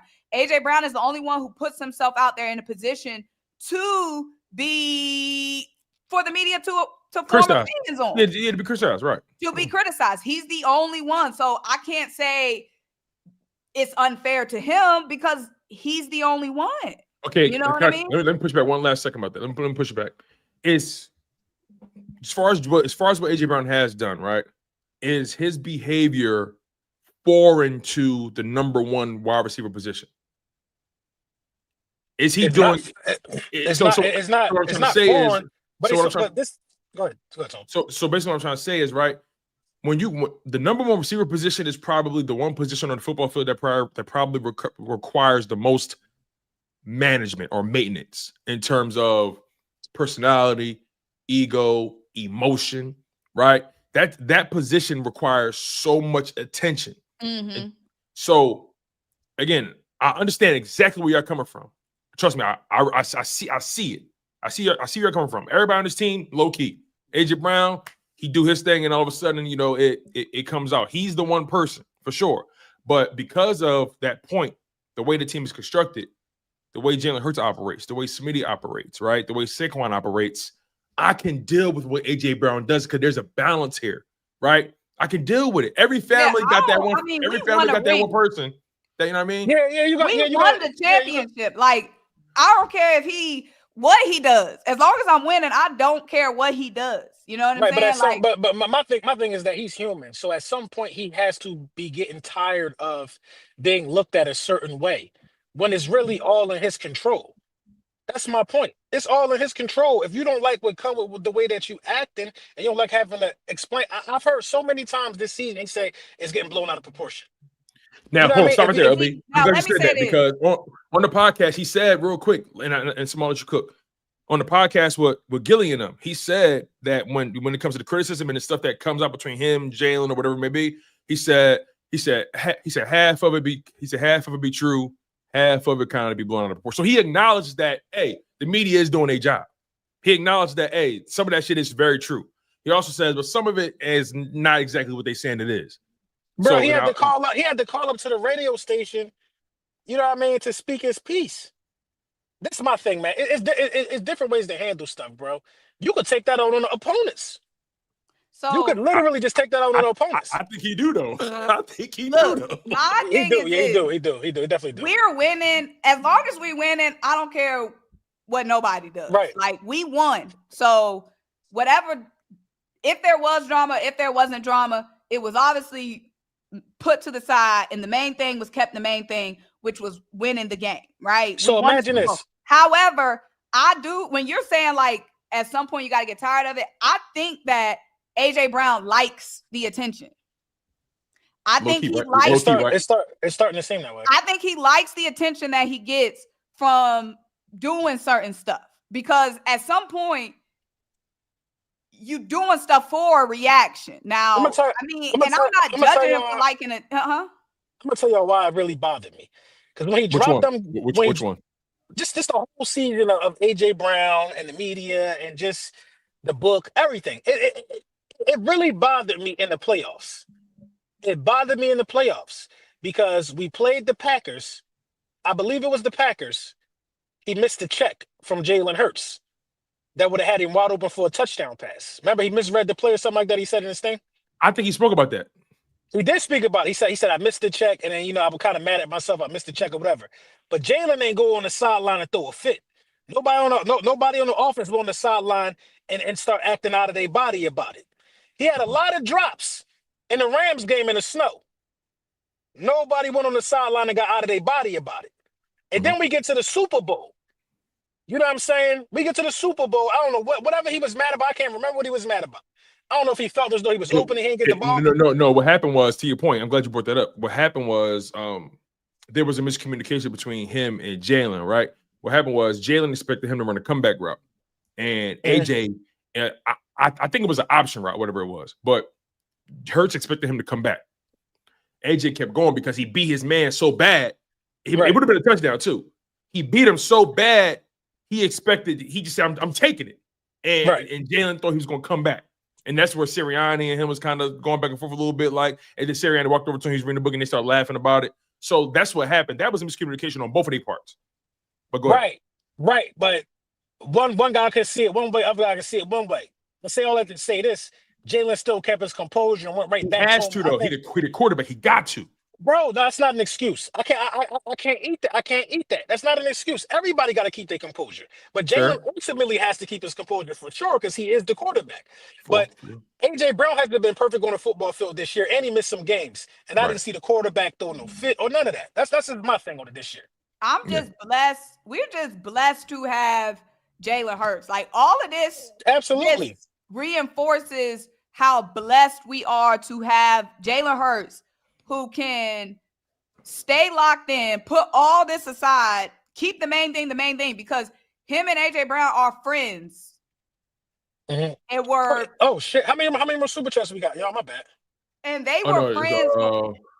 Not Basically, anymore. I'm just glad that Jalen kept winning over whatever they got going on. You know what I'm saying? I'm just glad Jalen was able to keep the main thing, and not be compromised by, trying to keep people happy. You know what I'm saying? Right. And my last thing on that topic is that's why I give Jalen Hurts so much respect, so much flowers in this sport, because a lot of people like saying, "Oh yeah, you put any quarterback in that offense, they winning, maybe doing more." And my thing is, y'all love eliminating the mental aspect of the game. Y'all love eliminating the chemistry aspect of the game, the part of the game that you can't measure. Jalen Hurts is the perfect quarterback for not only Philadelphia, he's the perfect quarterback for this roster, because to be able to balance all these guys who are talented, that know they can get busy, for him to be able to balance all of this is insane, right? And I don't think Justin Herbert would be able to balance this. I don't think Josh Allen will be able to balance this. I don't think Lamar Jackson will be able to balance this. Like, you got guys on this team who really get busy and they know what they could do. And Jalen Hurts manages a lot of egos in that locker room. People don't talk about it. Saquon confident in himself. Smitty is confident in himself. Goddard is confident. AJ Brown is confident. He balances all of that shit. He got a head coach that can get a little rah-rah too much. He balances all that. And eats a lot of criticism and steadies the ship every single time. Not just because you're talented just because you're talented doesn't mean that you know what to do with the money, right? Just because we both went to the same school doesn't mean you know what to do with the money, right? Jalen Hurts is the perfect one to manage this money. He's the perfect one to balance this checkbook. Mm-hmm. And I'm so open with speaking about shit like this, because like I'll be 38 in like 2 months. I remember being like 25, 26, 27, the age of these guys, and not really having my emotions in check all the time, where I could have been the best version of myself had I displayed, some emotional, whatever the word I'm looking for, my emotional maturity. So emotional intelligence. So they're definitely in that time in their life where they're still trying to figure that out. The thing with Jalen is he had that shit 3 years ago. You know what I mean? It's just, some people just mature different. So once AJ get that under wraps, I think he'll even hit a higher level, bro. My last thing on this one, first of all, like we said, Jalen, all this just emphasizes the fact that Jalen Hurts' leadership, and we blessed with Jalen Hurts as his leader. Second of all, we won. So whatever happened at the end of the day. Do whatever you want to do as long as it means we win. I don't care what going on, who cussing out who reading what, who doing what, if it results in winning. But for the folks saying, creating something out of nothing, it's absolutely not creating something out of nothing, because Brandon Graham said something was going on. So we're literally on this panel not creating something out of nothing. Brandon Graham specifically said out his mouth that Jalen is trying to keep stuff together and somebody is causing problems. So that is a mouth that was in the locker room that specifically said that. So to say we creating something out of nothing is a bold face. Yeah, it ain't like we made this stuff up. You know what I mean? Exactly. They created the smoke, which could have turned into fire. You know what I mean? Fact. But I got to run real quick. Y'all good with reading the rest of the joints? Yeah, we got you, bro. We got you. All right, I appreciate y'all. Y'all already know, man. Y'all hats is in the mail. No, I'm not. Listen, don't laugh at that. That's real. All right, watch. No, I'm laughing because you said it like that. I believed you when you told me the first. I was fucking with you. I believed you the first time. Your hats is in the mail. They've been in the mail for years. Shout out to LB, man. Let's get through these super chats, Symone, so we can get the hell out of here, man. Appreciate you, Drew. Shout out to Drew. This is people still eating Campbell's soup from 2004. We eating shrimp and crab with Hurts. Now look what Molly done started. Molly started a whole bunch of drama for no reason. Oh man, it's her season. Let's go. I feel you on that, Drew. I ain't mad at that. Let's keep it going. Joaquin Williams with the $2 super chat. Waves on spin. I see you, bro. Waves on swim. Surfboard. Wentz 0 playoff starts. Season voided. Nick is clutch. Man, no. I can't just listen. I'm gonna be honest with you. If Wentz don't lock up that number 1 seed, I don't see exactly. I don't see Foles winning those games in a row. I don't. And I see Wentz winning. If Wentz didn't get hurt, we would have won the Super Bowl. If Wentz, I actually don't think if Wentz was healthy, we win that game. I think we do, bro. if he is staying on that same track, we winning regardless. But what we do know as facts is Wentz got us to that Super Bowl. Like, there's ifs, ands, and pots and pans, but what's a fact is he got us to that Super Bowl. But yeah, we still had to win a game to lock up the number 1 seed. For sure. We still had to beat like the Raiders or somebody. We had like 4 games left, 3 games left.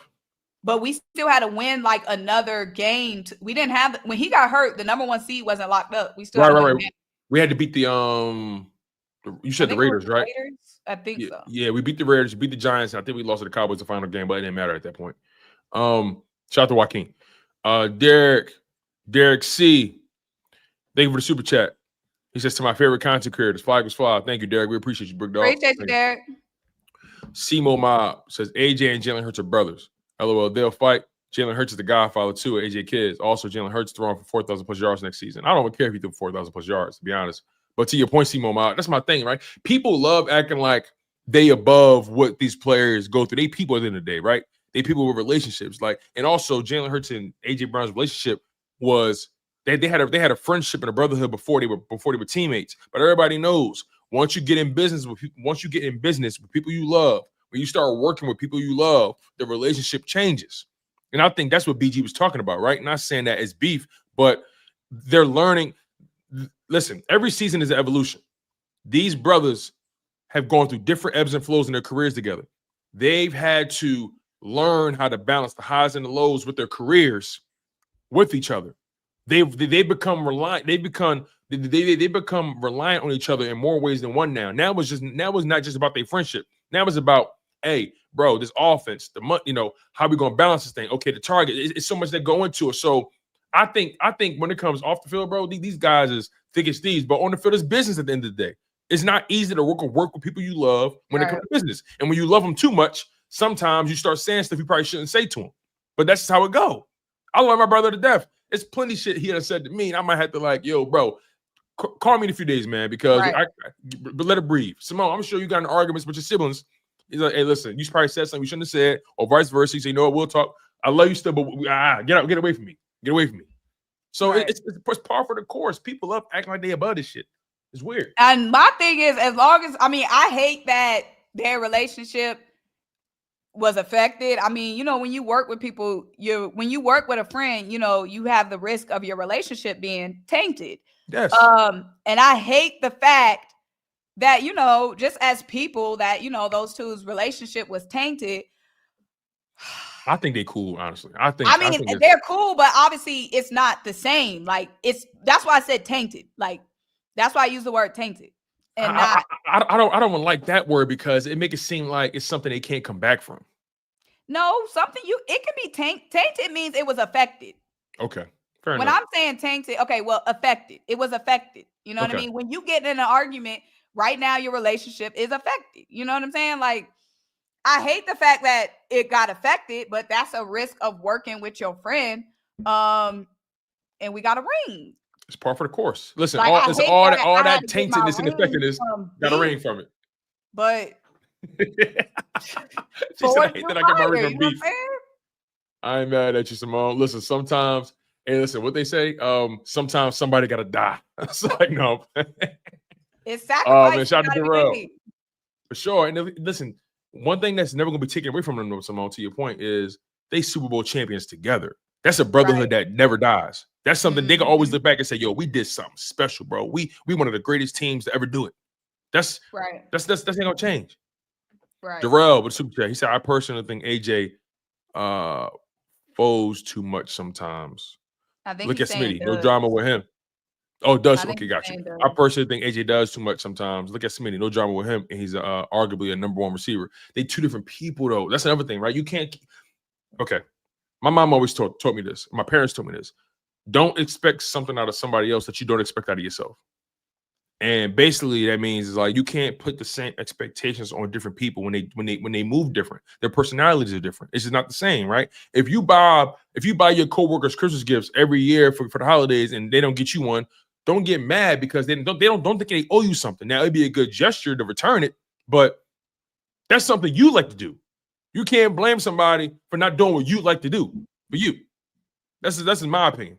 And it's just 2 different personalities. Like I said, it's two different personalities. And Smitty is just personally just a low key dude. Like Smitty is just so low key. Like you see him in, like even at the parade, he just on the side chilling. Like he just don't seem like the type that likes to put himself out there. Basically, he just seemed real low key. Like yeah.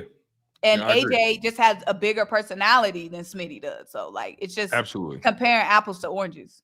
Absolutely. And one last thing about AJ, and again, this is not me trying to use it against him or weaponize it against it, because this is stuff that he's talked about openly. Like AJ Brown has battled his own he's had his own mental battles emotionally, right? He leans on his faith a lot. He's had his own battles, right? And I take mental health seriously. So like, you know, that's not something Smitty has been open about. Not saying he hasn't dealt with anything personally, but AJ Brown's been open about that, managing his emotions, managing his expectations, managing his self-control, things of that nature, his ability to be passionate, you know, balancing the highs and lows with his success and his failures, whatever it may be. Like, not an easy position to be in when you know you're that great and you want everything to kind of go your way a little bit. It's difficult. It's a difficult position to be in, but regardless, man, he's a Super Bowl champion. He earned it, and he's given the Philadelphia Eagles 3 of the best receiving years we've ever seen. Let's call it what it is, man. He's going to go down as the greatest Eagles receiver of all time. And I think regardless of how you may feel about him personally, that's not debatable. Yeah. Shout out to Darrell. As long as we winning, do whatever y'all want to over there. Alex said, yo, LB, I need a fitted Hurts season hat. Hey, listen, man, cut that check, Alex. You got to get in line, Alex. Go to the print champs. Go to the print champs, man. Get in line, because we're still waiting on ours. And Molly Trey says, I was just asking Symone. I know, Mom. I know you were just asking. You good, but you know certain topics. You know certain topics begin. Charge me up. You know what I mean? You know certain topics. But no, you good, Molly. You just know certain topics just it be starting. Yeah, for sure, man. For sure. And listen, I think it all comes from the fact that we all love this team so much. And if Philly, like Symone, you know, like Philly, the culture surrounding the team, it's a lot of passion involved, and everybody think their perspective is right. But I think at the end of the day, we all want the same outcome, regardless. And I think we all know this team is better with AJ than without him. This team is better with Smitty than without him. This team is better with Saquon than without him. This team is better with Hurts than without him. That's just the fact of the matter. So, but on that note, y'all, we're going to close the show out, man. It's been a hell of a show. We've been going at it for almost 2 hours. It's been a fun show. Make sure you guys smash that like button. Make sure you guys are subscribed to the channel, the Linc Up channel, the Linc Up YouTube channel. Make sure you guys follow us on Twitter, on X, the Linc Up Pod. Follow us on Instagram, the Linc Up Pod. Simone is doing an amazing job handling all our social media. She's doing an amazing job, and it's so dope to see. Again, you guys, we are monetized, as you already know, so you can donate to the channel. You can do a lot to give to us and let us know your support is not in vain. And we're going to continue to give you guys this content and these vibes, this energy. You guys know how we roll. So Symone, any final words before we go? Honestly, just let's continue to revel in our championship. Let's keep it positive going forward. This whole offseason, going to next season with Super Bowl champs. So let's keep it positive. Yeah, basically keep it positive and go Birds. Hey, go Birds, y'all. Y'all know what it is. You guys have been tuned into the Linc Up featuring the lovely Symone Stanley, Lord Brunson, the Broad Street Bully, and yours truly, Tone DeShields II from Chalk It Up Sports, where no matter if we win or if we lose, we just got to trust it to the game. Fly Eagles fly, y'all, and it's go Birds.